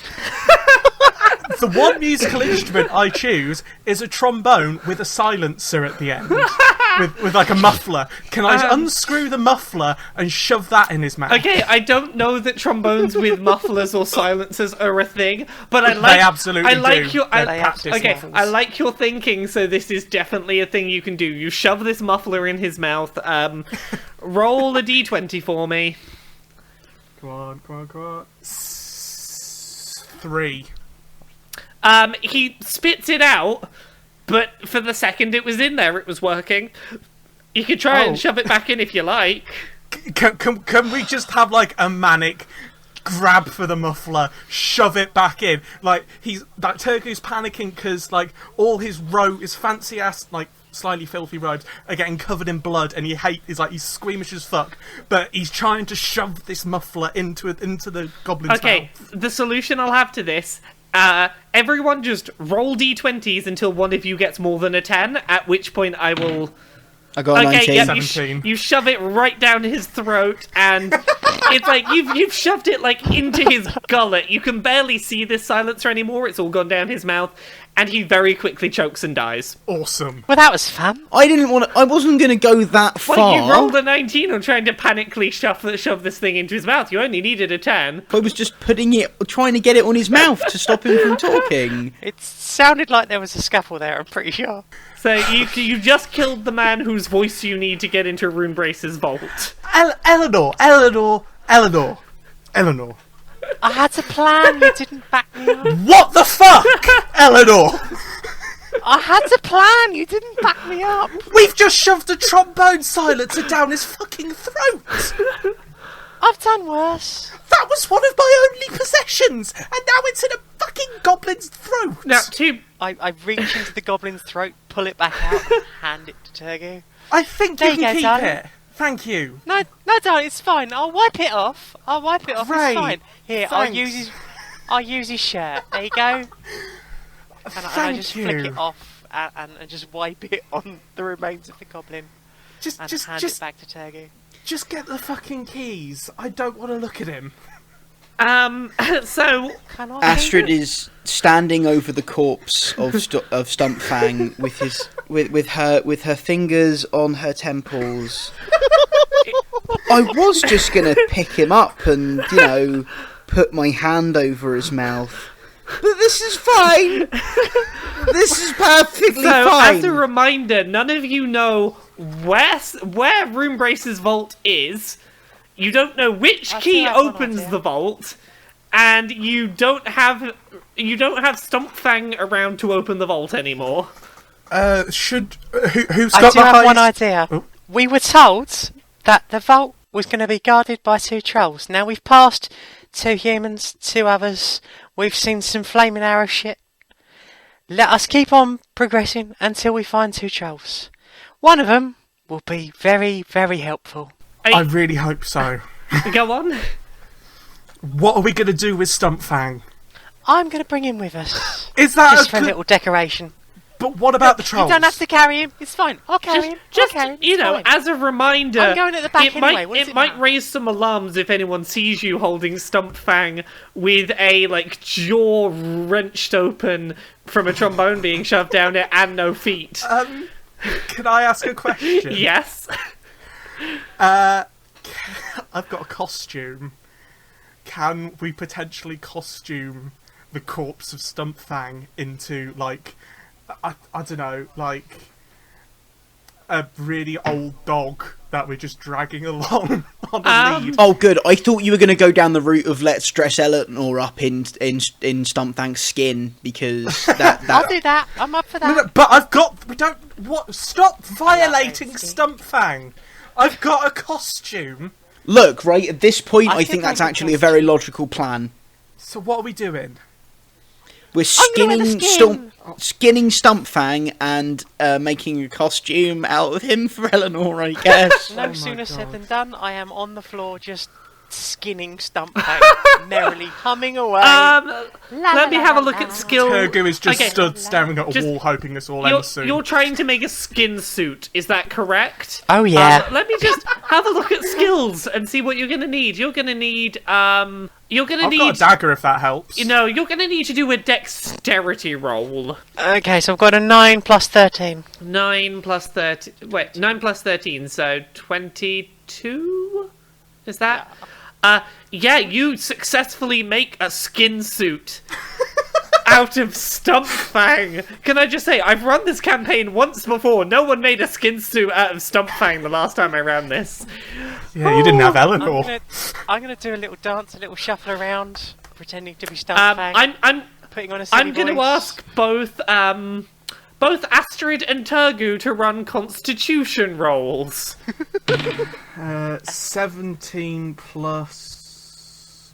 17. Okay, you feel a bit queasy, but you don't actively throw up or anything. Astrid, would you like to also roll a Constitution roll? Yeah, sure. 11. You throw up a bit in your mouth and then have to swallow it back down. That was a beefy I roll. am a bounty hunter. I have seen horrifying Have you- shit, but I have never seen somebody make a skin suit out of a goblin. Yeah. Everybody, I'm Stumpfang. Can we just double check? Ellenor, can you actually do a convincing Stumpfang voice? Because if we get caught and you're there like, hello, I'm Stumpfang, we're going to get killed. I'm pretty sure I can come up with something for Stumpfang, yeah. Yeah, so what I'm going to be doing here is I'm not going to be basing this on rolls at all. The closer you can mimic the voice that I did, the more that I will allow you to get away with. Can we hear his screams echoing down the hallway? I'm going to be very nice and let you hear his screams echoing down the hallway. He is dead, so you probably, you might have wanted to memorize his voice before you killed him, but thankfully, echoing backwards down the hallway is still his command of, get the fuck open, door! Alright, I think I can probably do something like that, yeah. Right, here's a So, way that we're going shall to we test bug this off? before actually walking into some trolls. Let's walk up to a door that doesn't have people guarding it, and you're going to say, get the fuck open, door, in I'll that do it voice. right here. And Get the fuck Yeah. open, door. Get the fuck open, Have you door. walked up to a new door yet to do this, I assume? I assume you said there were these handles everywhere, Yeah. so I'm hoping there is a door handle. I'm assuming, yeah, you've gone to another door and you are now attempting to open the door. Get the fuck open, door. The door No. shakes a bit. It's almost like hesitation on a feature, it has no face, but it seems like it's a little bit hesitant still. And then I said, get the fuck open, as door. you do this, slowly the little doors around the keyhole open up. Did anyone actually take the keys from the body? Nope. Of course, it's all part of my costume. Can I run back, grab the keys, Yeah. and then run back Okay. to the thing? So That's fine. You have the keys. excellent. See, I'm the only one who remembers this. So, as a reminder, Astrid, you can read now that you've got some time to stop and look at them, you can read what's next to the doors. If you want. You can read that thieves' cant that was scratched near the doors. I will read that thieves' cant. Can we just steal whatever's in the vault that we've just opened? The vault was empty. It was going to be your vault. They brought you to a Me? brand new vault. It was completely empty. Can I start randomly checking keys in the keyhole that I've just opened? You can do that. I'm going to ask you to roll a D100. A D100. And 92. roll another. Just keep telling me what you get from rolling a D100, and if you get the right Okay. number, then I'll let you in. 92. 80. No, 64. no. While we're doing this, Astrid, are you reading the Thieves' Cant? Did you say? I am, Okay. yes. 94. 94? No. So the Thieves' Camp by the door is a series of letters and numbers. It seems like it's the names of that particular vault. So this one that you're stood outside right now is AB6126. This is 46. no, not 46. This is somewhat unhelpful because you don't know what the number or name of the vault that Roombrace owned was. There were ways you could have found it out, but Does bit late. 88. No. Does the body of whatever he's fucking called, Stumpfang, does he have a ship like a bank manifest? Nope, it was all in his head. Hence his What he doesn't have. hence his muttering as he walked down the stairs. He keeps this stuff in his head. Are you still trying keys in the door? 46. Yes. You open the door. It's an empty vault. There's nothing in it. Can we? Get the fuck open. At the next available bit. Then what? The next door. The next door opens up a keyhole. You can keep trying keys if you want. This might 64. not be the best way to try and find your way. I'm going to sneak down in the direction of the rest of the doors. Can I make a stealth check? Yeah, do a stealth check. I got a 15. Okay, you quietly walk. You quietly walk down the corridor, and it seems fairly featureless. There's nothing particularly around for a little while that signifies anything other than these letters and numbers that don't really mean anything to you because you don't know where it is you're heading for. You can see that the letters and numbers seem to be raising sequentially as you go, but again... Yeah, I do remember there being mentionings of trolls guarding the vault, though. So I'm looking out for some trolls. You've not yet seen any, and how far away from where you started are you going to walk? Until I find some trolls. Okay, are the rest of the team following? I'm staying... Yeah, I've got bored of checking keys. Oh, okay, I'm going with them then. Okay, you continue walking down here, and maybe 5 minutes go past, and you've not yet seen anything. You've not yet seen any trolls, at least. What do you do? Keep walking. I sort of I stick with them, but I hang back a bit further because my stealth isn't very good.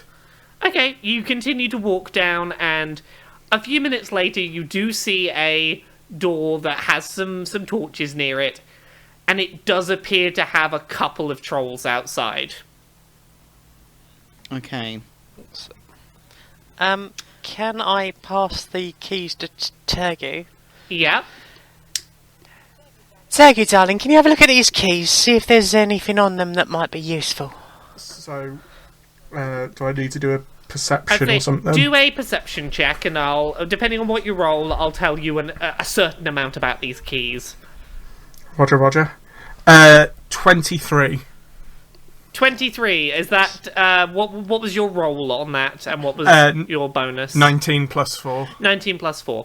Okay, so with 23, you can tell quite a lot about these keys. There seems to be pretty much dead on 100 keys here. Of these keys, maybe a third of them are a bit rusty. Maybe a third of them are clean, but they're the sort of, like, flat style of key.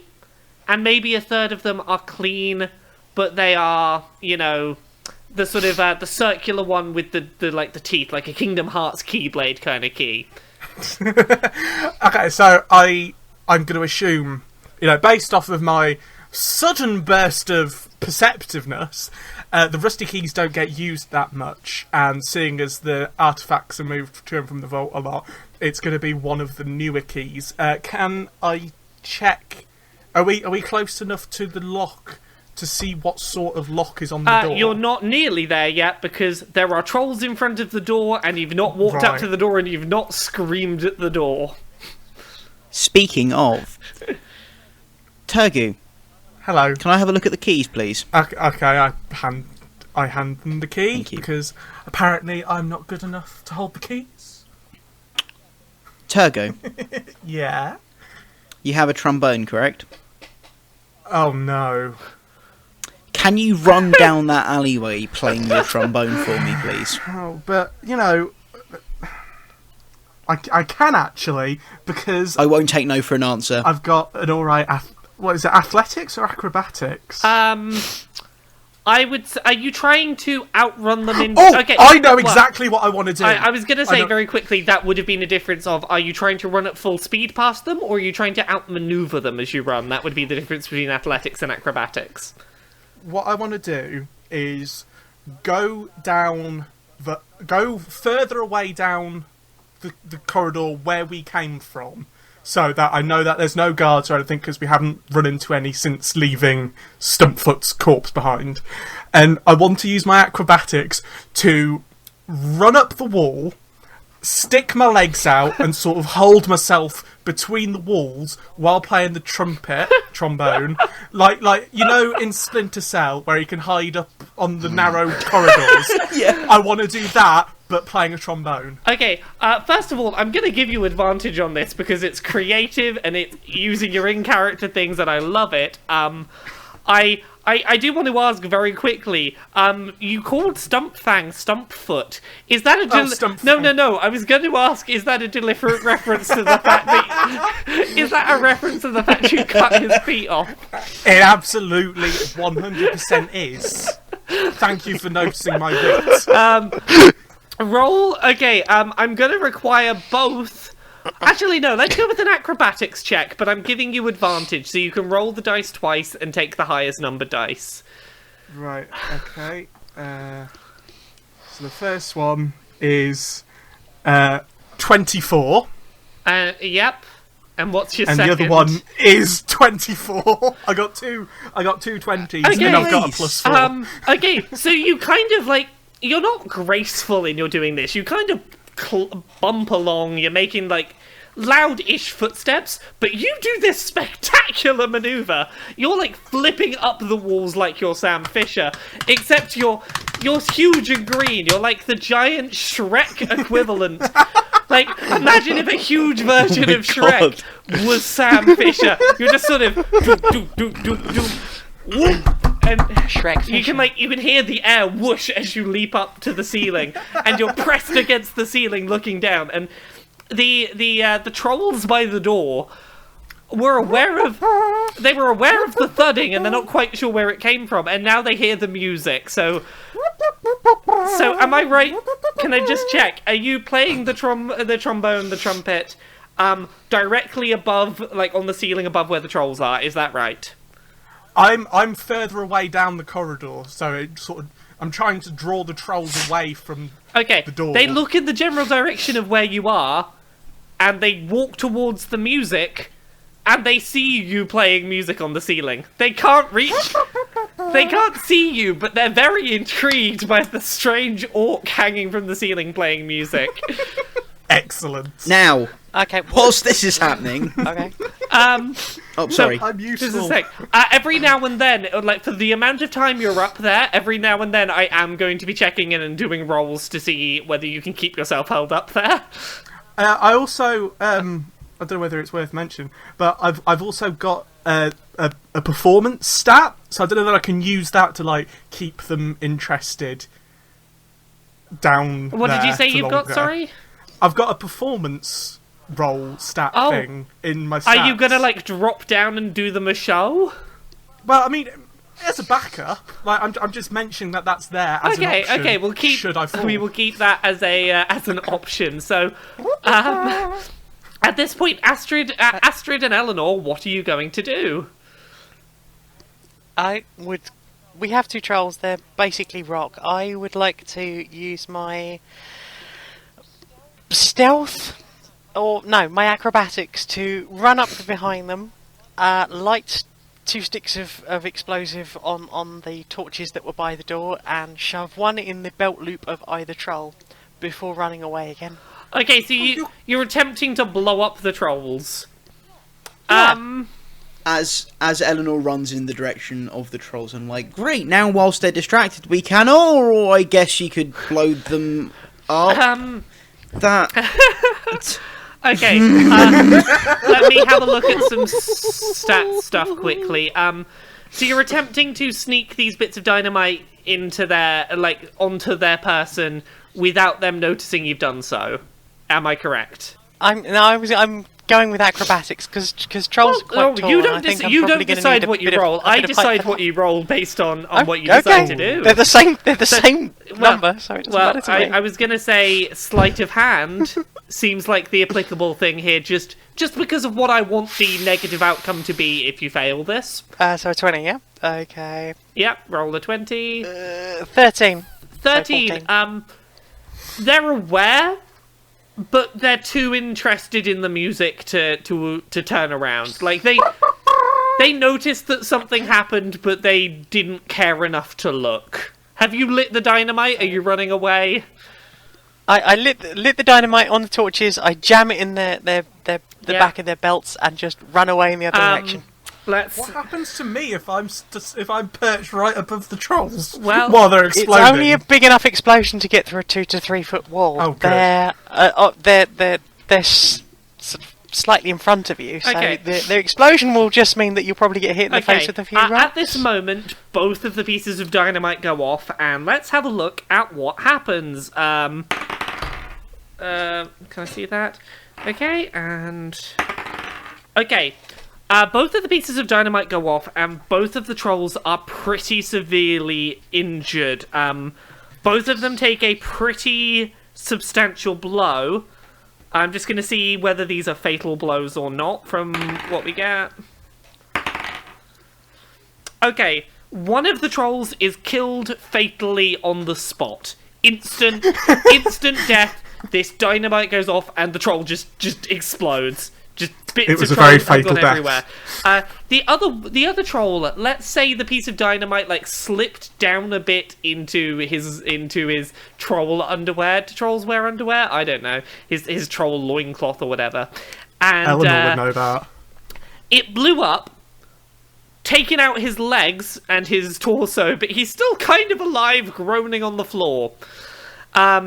He's just kind of in a lot of pain, unable to really do anything, writhing on the floor, dying. So that... Have I got any more explosives God. left? no, you have no more explosives left.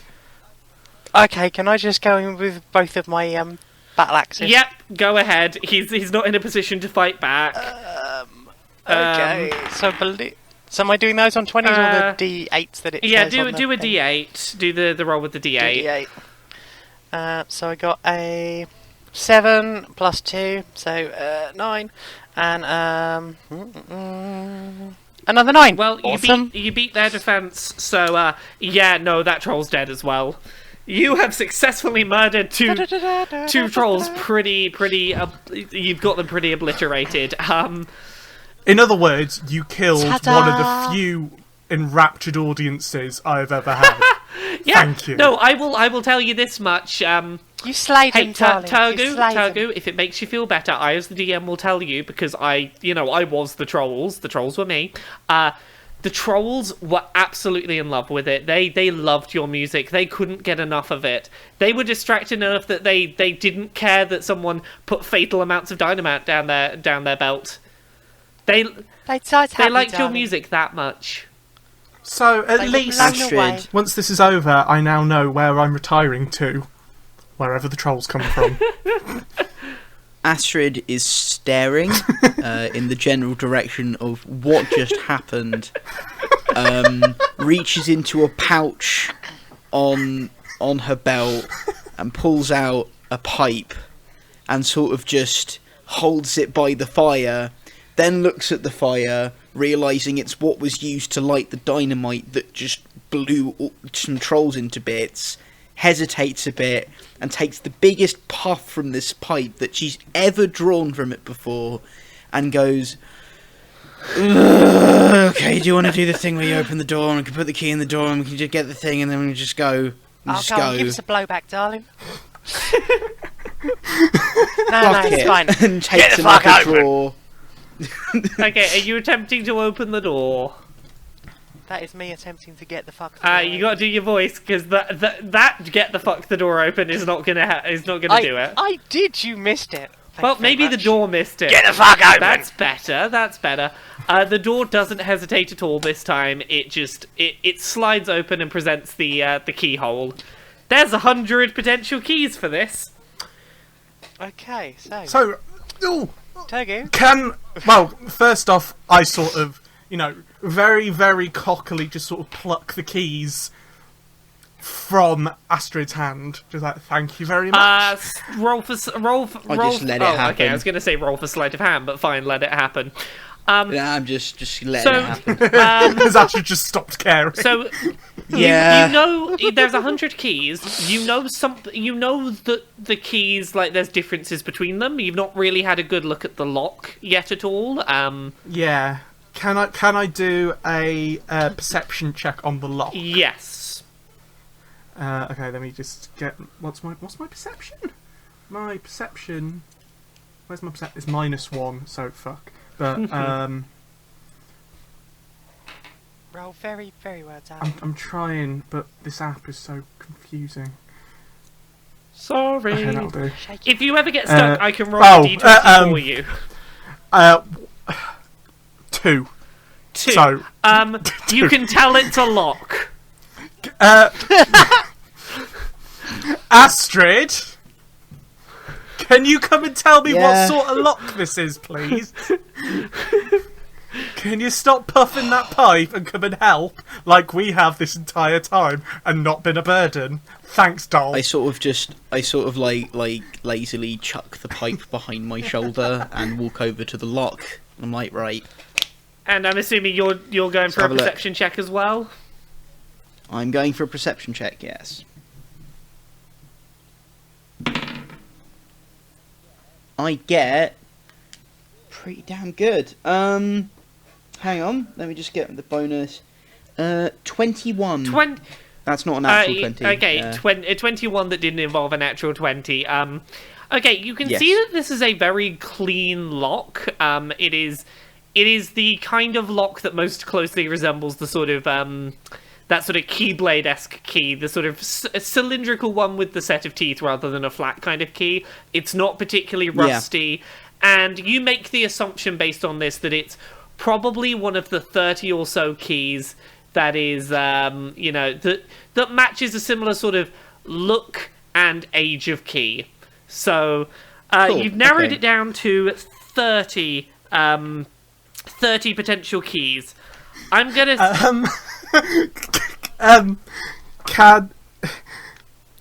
Can you intimidate objects? Can I just like shout at the keys and be like, which one of you is the right? I will allow you to try an intimidation check. Do your intimidation check. I want to see this.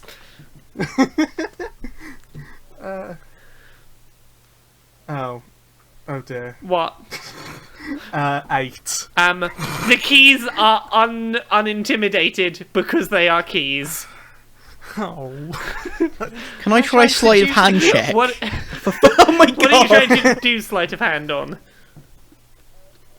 I have this set of thieves' tools, and rather than go through 30 sets of keys, maybe I could just try opening it with this pack of tools. Meanwhile, I'm just stood there like shaking the keys angrily. Okay, let me have a look at some things on my side and decide whether you can lockpick this. You've got 30 keys, you know what kind of lock it is. You know what? Sure. You attempt to lockpick this door, and you spend about 5 or 6 seconds just messing around with the door a bit, and very quickly it opens. Like, surprisingly fast. I'm not saying that to imply that there's something bad about the door opening that fast. It's just you happen to luck out with your attempt to lockpick it. Can someone Okay. with not shit perception check the room? Because if I do it, I'll just be like, ha, it's a vault. Well, you can, as that would be a new situation, you could do a new perception check if you wanted. At that I moment. could, but I don't want to. I want someone else to. Are you opening the door to the vault? I thought the door had already opened. The door is unlocked. Oh, okay, sorry. I'm not going to do it because I'm squishy. Also, I just got these nails did. Wait. so- I'm small. I can open it and probably not get too bad a thing happen. What kind of door is it? It's a big metal door, probably about 10 foot high. It's just a... Is it just one door and one hinge, or is it a double it's door? a single door on a single hinge. Okay. Ellenor, if I open the door, would you be able to get ready to charge at and brutalise anything that jumps out?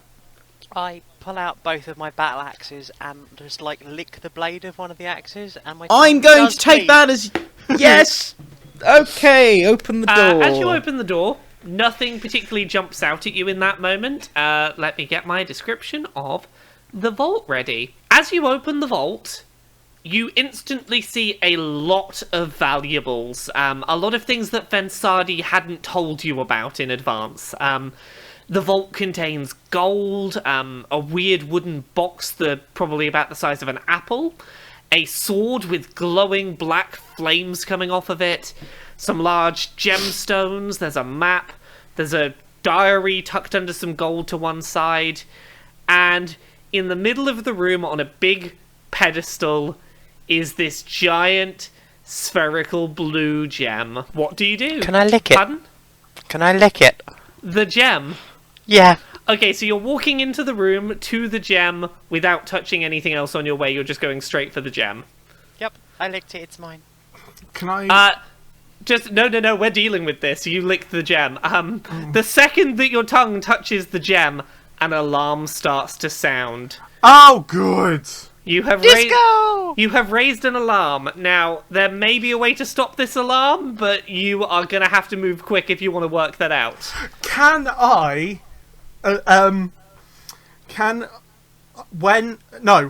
Actually, I'm just going to hold that ignore me. Whip, whip, I have a suggestion. whip. Shut the fuck up! The alarm does not shut the fuck up. I said shut the fuck up! Can Beep, He beep. works on the doors. can So I? the alarm's not too loud at this point. It seems like it's like waiting for either a password to stop it or it's going to go into full alarm. Can I do a deception check to pull off the voice of what's he called, Rune Brace? Room Brace. You've never heard Room Brace's voice. I know, but like, can I like just blag it? Let's have a look. You do know a little bit about the character. You know that he's sort of a very reserved, shy kind of person that was a little bit not particularly a people person. He's a little bit boring, perhaps. So, with that in mind, let's hear your best guess at Room Brace's voice. Okay, so he's not. So let me just. We're fine at the moment. Let me just get into character. He's a bit of a misanthrope. He's very shy and reserved and a bit boring. So, And he's posh, darling. and he's posh. Thank you. I mean, so am I, of course. But alarm deactivate. The alarm does not deactivate. Fuck you, alarm. I remind you, you've got a few seconds more if you want to try and disarm this alarm. The things that you saw in the room that might be able to help. 1 second, let me find the list. The things you see inside the vault include gold, a weird wooden box about the size of an apple, a sword glowing with black flames, large gemstones, a map, a diary. Diary. Are you I'm gonna... gonna go look at the diary. Okay, you grab the diary and I assume just open to a random page, so, Yes. roll a d20 for me. 11. You open the page, you open to a random page and you read, "It was yet another boring day in the office. We tried to work out if that wooden toad I found was anything special. Turns out it was just charmed at some point in the past to hop around as a joke for children. I made it live in a cage on my desk. I like having him as a pet." Another page. Another page. Okay, roll again. This is your last chance. If you fail this... 18. 18. You open to another page. March 22nd. It was a crisp winter morning. Myself and Alesta took a walk to visit my mother. While her mental state has not improved, she has occasional lucid moments where she remembers who I am. The times she forgets who I am hurt. The times she remembers me and calls me Pickle in some ways hurt more. Oh, do we go with a Leicester? Say pickle. Or Say pickle. Or do we go for a Leicester? Say pickle. Pickle. The alarm stops. Yeah, I fucking knew it. Oh, my plan, if that didn't work, my plan was to pull off a sick jam sesh with the alarm while the guards came. So I was going to try and intimidate the alarm. to give you a little bit of back of insight here. Had you guessed incorrectly on that, I was going to have the full alarm go off and you'd have been in some trouble. Yeah, you got the correct one of those two names. You got that Pickle was the password, and you have successfully deactivated the alarm. So here we go. The gem that you see, the gem that Ellenor licked, it looks very heavy. It's probably going to slow down whoever carries it out of the vault. Question. Hello. Yep. One of my racial traits for an orc is I can lift, drag, push, or carry weight as if it was one size larger.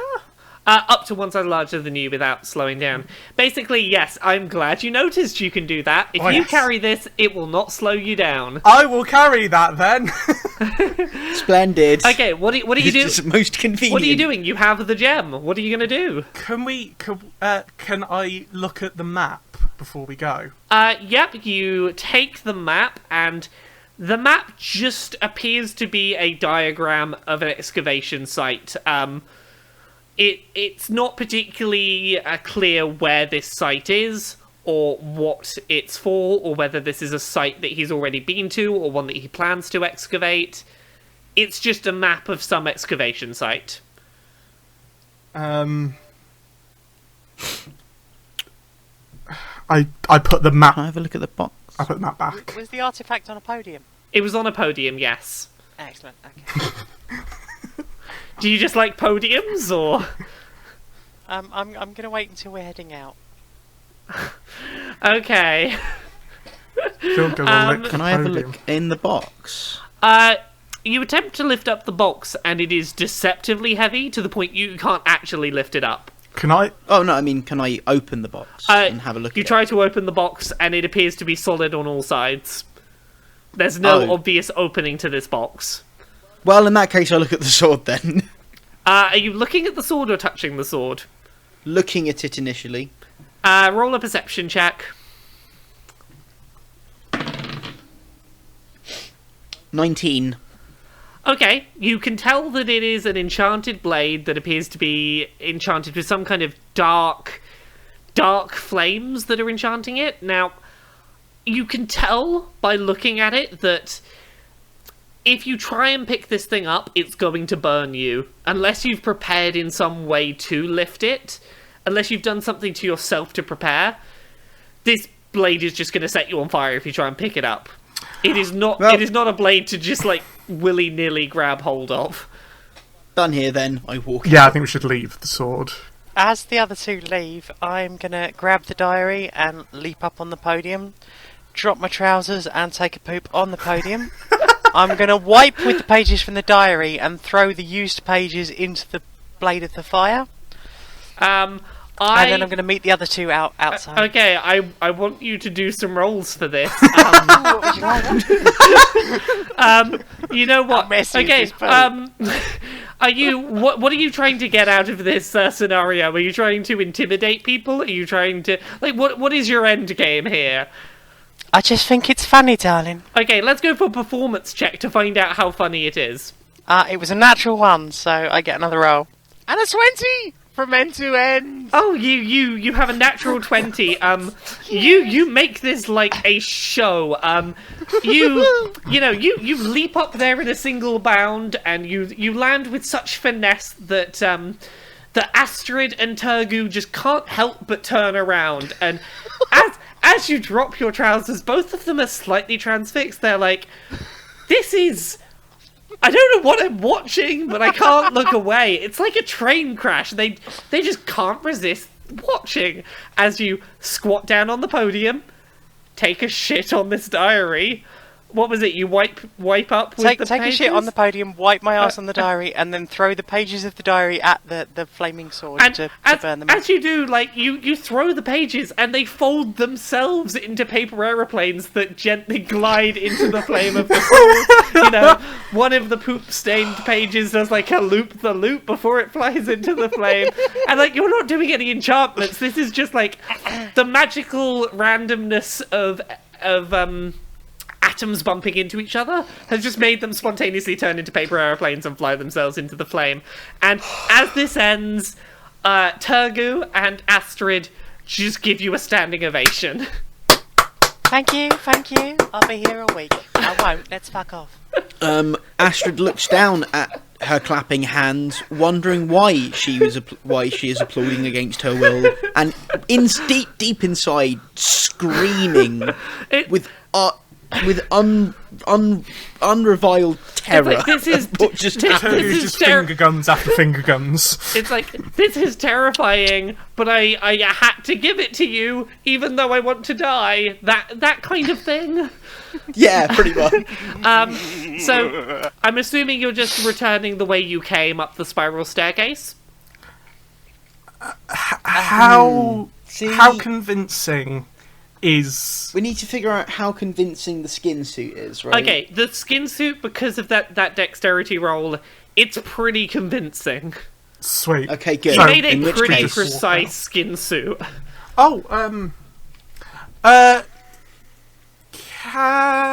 Do you think... Question to my cohorts. Do you think we should potentially go and throw the remains of Stumpfang at the flaming sword to dispose of the body, so that no one finds it? Now see, we could, or we could just get out of here as quickly as fucking possible and never talk to each other ever again. Oh, but I like How you. about we just throw the body in here, shut the door, and fuck off. I guess, but, you know, I thought you'd have been up for burning a few more corpses, seeing as your track record of treating them respectfully has been so good. Oh, I haven't even started yet, darling. We are just warming up. We've still got to get out of this fucking place. As you debate this, another alarm starts to sound. This is a different alarm to the first. I can tell you why this alarm's gone off. I will be nice and give you a bit of insight. This alarm has gone off because Stumpfang should have returned by now. Stumpfang has been gone longer than he's expected to be gone, and an alarm has begun to be raised. I In think which that case- is our cue to dance. So, shall we fuck off? Fine, Yes. fine, whatever, sure. God, yes, please, God. How are Lead you the way, Stumpfang. how are you escaping? Alright then, let's go. It should just go the way we came, and Stumpfang should do a whole day's work as Stumpfang, and then fuck off. That sounds like a brilliant plan. I've got a different one, but we'll see that when we get up to the lobby, shall we? Does it just because I'm a We're musician. waffling on and on. Let's just I get know. the fuck Well, out we of can here. we can talk while we run. Does this involve killing anyone? Off we fuck. You're running towards the spiral staircase, while Tergu continues to ask if you're going to kill anyone. Please don't kill I anyone. might kill everyone. Oh. I can see where this is going, and I'm just going to wait for it to happen to confirm. And Does it involve more shit? Astrid has a grimaced expression I assume you... and says Are nothing. you all continuing to run back to the spiral staircase and back up of it? Yeah. Yes. Once we get to the spiral staircase, Wait. we're just walking in a hurry. We passed some people on the way in. When we get near, or we see that we're near any of the places that we passed earlier where there were people, we need to slow it down and just fly casual. Yes. Okay, and That's a good Tergu call. is just holding the gem as you run. Is that right? We've got the costume. Can we put the gem in the costume? I've It's the size got of a human head. I've got entertainer's pack. So could I put it in my entertainer's pack as a sort of bauble trinket yeah. thing? Hang on. I was going to say, this thing's pretty large. You might have a tough time fitting it in there. I have a burglar's pack that involves include a bag that Tergu could put it in and carry. Okay, yeah. So you that's, need to that's give cool. me the bag, and then I need to carry that. Yeah. I give you the That's bag. all right. No, we don't need to go about those steps. It's fine. It's in the bag. You've got the bag. It's fine. It's in the bag. As you continue, you walk quickly up the spiral staircase, following behind... one second. You continue up the spiral staircase, following behind Ellenor, and you are very quickly approaching the top. You get back to that section where it's no longer a spiral staircase, it's just about 50 foot of straight staircase. And up the top, you can already see some goblins a bit concerned about this alarm. It's alright, I'm back. Oh, Stumpfang, where on earth have you been? We raised the alarm. Sorry, this clumsy oaf behind me just knocked me in the head. I fell over down there, but I'm feeling a bit wounded. but I'm okay Where'd now. the other one go? You took 3 of them down with you. There's been a cave in down there, and Been a one of them just cave-in? got. Yeah, one of them got smashed right in the head. I think it's stuck behind My the goodness, rocks. we better get the emergency services here. And the goblin walks... You head down there. I'm gonna take our customers out because we don't want a bad show. We don't want the bank showing up for this. Well, at all. regardless of what you say about how they should go down there, the goblin walks over and presses a bell that seems to be to alert the emergency services to come to the bank. Good plan. Yeah. Also, look,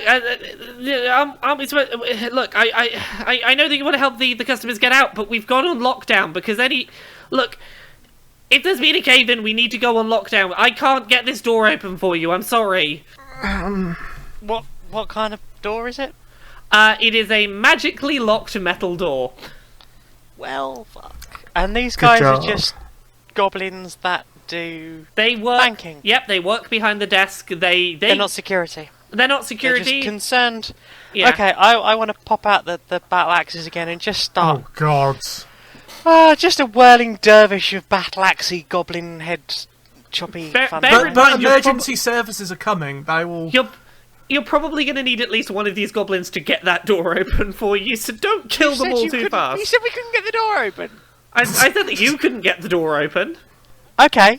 Where's Ruble thingy? Hello. Can stump, because I'm thinking Ruble's new, so I doubt there's been very many lockdowns since he started. So can Stump Fang / Ellenor just sort of boss their way to get Ruble to open the door? Oh yeah, yes sir. What can I do to help? I grab Rubel by the collar and say, We've got to get these distinguished customers out of here. Do you have any idea what kind of business they're bringing to us? You open that door up right now, my son. Oh no, aren't I supposed to keep it locked down or locked down? Right now, my son.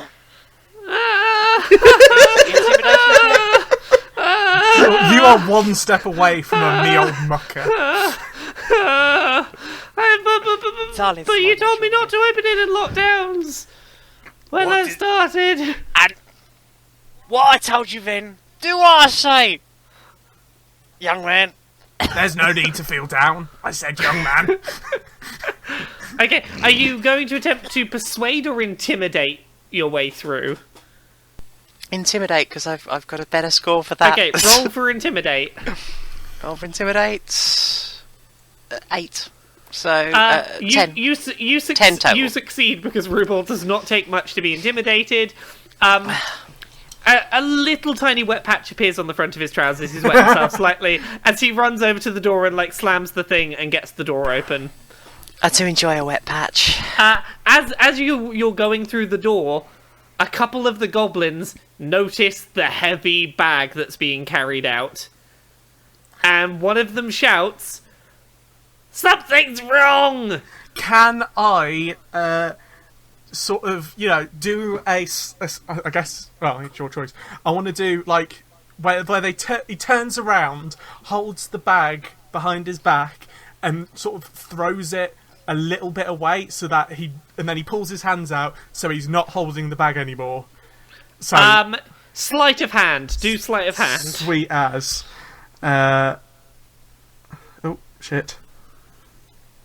11 plus 4, so 15. You successfully throw it behind you, and for a moment they're thrown. They're like, "Oh, you don't have anything in your hands," and then someone behind you goes, "It's on the floor behind him." Oh, fuck. Has Rebel opened the door at this point? Yeah, the door's open. So we could just run. Right, okay. Now I want to pull out both of my battle axes and whirling dervish the fuck out of these guys. Right. Yep, do your what is it for your dual battle axe thing? D8? 2 8. 2 D8. Plus 2. So that's an 8 and a 4. These goblins are not built for combat, and you are giving them significant cuts, and they are panicked and screaming and running, and there's blood everywhere. I would like to hope that during this, that the skin suit starts to tear a bit. Oh, God! And that, in turn, adds extra intimidation to it, because they realise I am wearing their boss's skin. Willing to go for this. As the skin suit begins to fall apart, the horror on their faces goes from, "I'm dying," to, "Oh my god, our boss is already dead and someone's wearing a skin suit of our boss and we're dying." And they all just don't know how to process it. They're torn between manic terror and catatonicness. They're done. They've given up. They are not fighting this. So can I pick up the bag again and just grab the bag, leg darling, it? let's go. Yeah, go ahead. So it's been lovely meeting you all, but we've got to fuck off. I'm going to tear off the rest of the skin suit before we head out of the door into the main lobby. Can I blow a kiss back into the bank?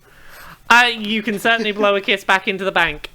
As you're leaving, you can see the security, the feds, whatever we want to call them, the people that would put you in jail are on their way at a distance. You sprint off in the other direction, and you manage to elude their detection long enough to sort of get out the way and quietly make your way back to the tavern. You have successfully escaped the bank. So, Go us. Hooray! now, where are you going back to? I assume you're going back inside the tavern, or are you going elsewhere? A circuitous route just to make sure that we're not followed, but I think back to the tavern. Okay. Yes, I agree. So as you walk in, you bring the bag, and Fensadi notices you come in, and very quickly rushes over to you. Hello, dears. I see you're alive and you've escaped. Did you get down into the vault? Now, That depends. How much are we going to get paid? I think we need to confirm this, that we see some of the money up front. Look, I apologise to you. I'm the one holding all the cards right now, and the situation, quite simply, is, first of all, people have tried to fawn false things on me first. I need to take this and combine it with my side of the artifact to ensure that it is legitimate. And B, I somewhat require this to give you your gold. And you will see why. I don't trust her at all. I She's don't doing trust her evil either. things. I want to flick one of my battle axes down. No! Just wedge Stop it in the table killing- in front of her. okay. Just wedge it in the table yeah, in front of yeah. her and say, I think we need a little bit more clarification on exactly what is going to go on. Right, okay, how do I go about this? As things stand right now, that artifact is useless to you. When combined with my side of the artifact, I can use it to create the large amounts of gold that shall be your payment. Right, so how about this? You give us your half, and we'll reward you with whatever we feel once we've created as much gold as we like. Oh dear, you don't know where the hands are being held here, do you? Or the hands will be around your fucking throat in a minute, darling. Well, I don't have the other half of the artifact on me right now, so what the hell are you going to do when you Why kill don't me? we just You don't have either mosey half. off to the other half? So, Oh, I have one of the halves in my possession, just not here with me right now. I'm going to... conveniently, so have we. Why don't we just mosey off to where the other half is, and we can talk about it there? Oh, no, dear. And as this happens, as she's saying this, several large burly people emerge from other booths around. They are well equipped, and they just kind of stand menacingly in a large circle around you. I grab the bag off of Tergu. You can't carry it. Wait, You why can not? carry it, it'll just slow you down. It's Oh, gonna be okay, fair very enough. heavy. Yeah, I grab it and throw it onto the drop it onto the table and stare right at Fensadi. Well, I licked it, it's mine. sorry? I licked it, it's mine. Oh, no, that's not how it works, dear. Well, I just want to say, Astrid, thank you for being so cooperative. Look, I promise you this is going to work out well in both of our favours. And she sort of grabs the sphere and very quickly produces a staff from her pocket and pushes the two together very quickly. And the thing starts to glow, and they very clearly become one object. At this point, Fensadi goes, "Right, I shall deliver you your gold. I'm a woman of my word. If you're going to back the hell down for a second and just let me do this, are you willing to allow me to create your gold, or are you still going to be obnoxious little turds about this?" Oh, fuck you. I'm breathing heavily and just glaring at her while holding my battle I'm sort of axes. clenching my fingers. Fensadi opens one of the dust-covered windows, sort of pries it open, and you see out into the sunny day near you, there's some trees, there's some bushes and things, and Fensadi points this staff out the window, and this sort of silvery gold light starts to twinkle around one of the trees, and the tree turns into solid gold. Okay, and she goes, well, dears, you see why the hell I was trying to get you to give me the staff in the first place? Do you understand what I was bloody doing now? Now make everything gold. Except for us. I want gold to be so worthless. Well, Make it everywhere. I'm not going to make it everywhere for you, but I'm going to make enough gold that you don't have to do any other work in your life. And she there's several trees outside, and she's just like, sweeps her arm across, and all of the trees become gold. Keep going. A few buildings around there. Does using the staff need any magical prowess, or is it just point and click? Not as such. I will tell you that you don't need any kind of specific magical prerequisites to use it.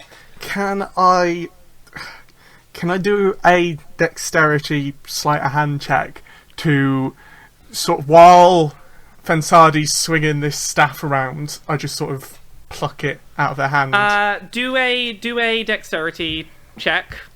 Because either I get turned to gold or I get the thing. Oh, natural 20! So did I! Plus 4. Ooh, plus 4. Wait, natural 20 plus the... Yeah, plus my sleight of hand. Plus which the is sleight of 24. I have to double check what I set Fensardi's dexterity at. Sorry, I have character sheets somewhere here. Okay, with her dexterity, she's also got 24. So are we both just like holding the staff together now? Yeah. Wait, while they're holding the staff together, can I Chop her arm off. have a bit of an attack in there as well? Can I cut her feet off? You can try and do a dexterity sleight of hand. I want this staff. My sleight of hand is 1. So that's 17. Okay, so first of all, I'm just going to talk about how that double natural 20 plays out. Tergu throws a hand in and manages to just grab the staff and, like, almost twirling it between the fingers like a baton that a cheerleader might have. Is like a magical girl. Yeah, like a magical girl twirling the magical baton. And you are, like, twirling this eloquently, like, haha, I magically took this from you, as if, you know those people that roll those contact balls, crystal balls across their hand? It looks like they just sort of, like, it looks like they're just somehow sticking magically to your hand.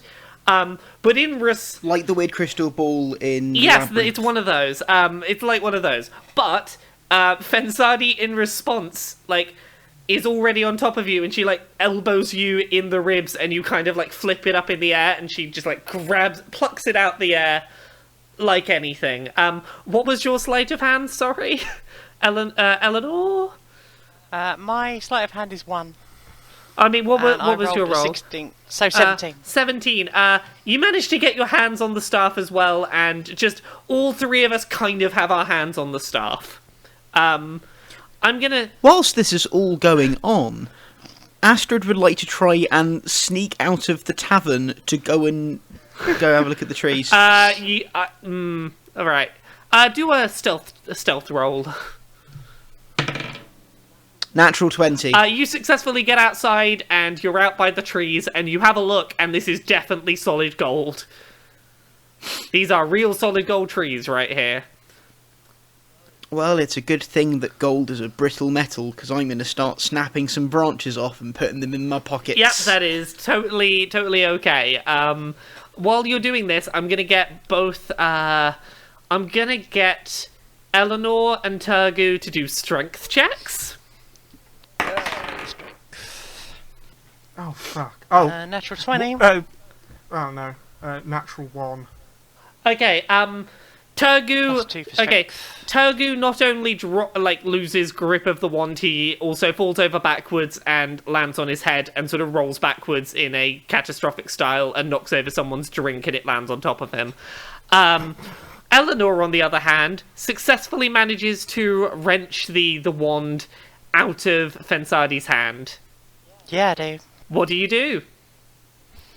I am... Turn it to gold! I'm gonna take it, I'm gonna throw it to Astrid, and I'm gonna start having... Okay, just a second. Astrid is outside snapping golden branches off the trees. You might struggle to throw it to Astrid. But the Throw it to window's Tergu. open. I'm gonna throw it to Tergu and start having at people with my axes. Okay, you throw it to Tergu, who is on the floor, but does successfully catch it. Hooray! Tergu, you have the staff. I point it at fucking Fensardi, and I turn her into gold. You point it at her, and nothing happens. Why? Are you asking No, this I'm out of just- character or in character? I try again. Nothing happens. I rip the sphere, the crystal off the top of the staff. They will not separate. Then I snap the staff in half because fuck Fensardi. As you... Okay, to give a little explanation just for some fun of why that didn't work, the person who combines the two of them is the only person who can use the artifact. As you snap the staff in half, very quickly, the gold outside returns to what it previously was. Well, fuck! This was a transmutation... How's your bag of twins? This was a transmutation staff that once destroyed, its magic reverted, and now Astrid just has a pocket full of twigs. But how much do you like? How much do you think it would be worth, just like as a pretty ornament? Well, it is a stolen ornament, and she did make a point of saying to you, if you try and sell this on, you're probably going to struggle to sell it without getting caught as the people that stole it. There are things you could do with it. You could always go and try and take it back to the people it was stolen from, I suppose. No. Also, They're all dead. Fensardi is still here. Yeah, but she doesn't like me. Can I thought I was having at her with the axes. Yeah. You're having at her with the axes.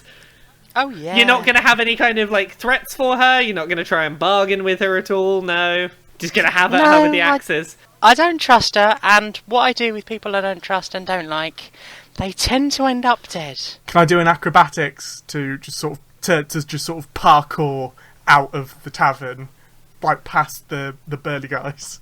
Go ahead. Like I'm just like, okay, I'm out of here. Bye. Okay. So 9 plus 4, 13. Fuck. You successfully escape the bar. Now, Woo! Ellenor, as you go in with your axes, Fensardi does shout, "Stop just 1 second! I can give you things. I can give you things to let me live." I don't really care much for things. Do you want the tavern? I don't really like taverns, no. How about this? My homeless friend out there needs somewhere to live. Okay. Well, I own this. I own this tavern, and if you let me live, I can tell the current proprietor the tavern's all of yours, and your homeless friend can live here, and it's their tavern. How does that sound to you, Tergu? Can I hear all this from outside? I'm assuming yes. Yes, you can hear. Cool. Tergu! Well, Hear I this mean, from outside. I said you can have the tavern, love. Do you want it? but would I have to like run it, or can we just sort of keep him to do all the work? You can run it however you like. Just let me live. Sounds perfect to me then. Also, there's about 10,000 gold pieces down in the basement. That is about my debt, Yes, so that's great. Are we all good? Astrid leans into the window like straight out of a fucking advert. Like she looks like she's about to go, "Hi, you may remember me from," but she doesn't. And she goes, "Tergu, Hello, would you like to join my tavern? You don't join taverns. Would you like a free tab at my new tavern, what I've just inherited? In exchange for not killing me." I stare, I narrow my eyes, I sniff, I climb through the window, I walk over to the bar, I climb over in behind the bar, I grab a bottle of alcohol, and I climb out of the bar again, and I walk over to the nearest table and lay on top of it, and just occasionally sip from the bottle interspliced with Am I free to leave? In the wise words of someone who is from beyond the stars, get out of my pub! And with this, Fensardi just completely flees. And there we are. Fensardi is gone. You three now own a tavern and about 10,000 gold in between you. And this is it. You've got a little bit of time if you want to talk about what to do in terms of splitting the gold and the tavern and whatnot. But you've reached the end of this campaign, as it were. Can I just sort of look the former owner straight in the eye as I slowly, just out of my bag, oh so very slowly, pull out a trombone and just gently put it to my lips, like still keeping eye contact with him the entire time, and then just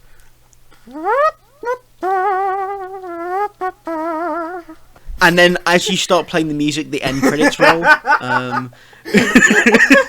dance And I'm music just, sequence. I'm just dancing during the credits. Song and dance sequence, like pan out. And with that, you've done it. You've all got through a one-shot D&D campaign. Yeah. Fucking hell. How did you all find that? That was brilliant. I hope you all had fun, and that I didn't I hope I didn't give you too many hints or try and funnel you too much down any particular path. I hope that you feel like you had lots of creative room to go in directions. For anyone who was listening, just by the by, this is the first time I have ever played Dungeons and Dragons. Same. That is only my second time ever DMing, and both times we're DMing this campaign, and DMing is a fun, stressful thing. I always forget how difficult it is when there's two NPCs with very similar voices interacting with each other. The moments where I had to be two goblins having a conversation together, I was a bit thrown by. But yeah, that was the thing we did. We should probably do self-promotion and stuff. So, Joe, where can people find you on the internet? You can find me at letsplayvideogames.com, generally doing stuff. You can find me at twitter.com/Joe Parlock, whining, usually. You can find me at youtube.com/Joe Parlock, sometimes doing videos, and twitch.tv/Joe Parlock, sometimes doing streams. Hooray! Woo! Jane, where are you on the internet? I am on Twitter at ManiacJaniac. I am on YouTube as ManiacJaniac. And that's it, really. Woo! George, where are you on the internet? I'm the editor-in-chief of Indie Haven, where we've been doing a lot of new things involving video and things that you can listen to with your ears. You can also find me on Twitter at Jaffameister. That's JAFFAMEISTER. I also run jaffameister.com, which you can go to find all of my stuff, and especially features entirely revolving around communism and video games. I also write freelance pieces at waypoint.com, waypoint.vice.com, actually, formerly known as Vice Gaming. And you can find me on Patreon if you want to give me money. Yay! Nice. Give George money. Yay. You can find me pretty much everywhere at LauraKBuzz. Thank you very much. Bye. Bye! That was fun.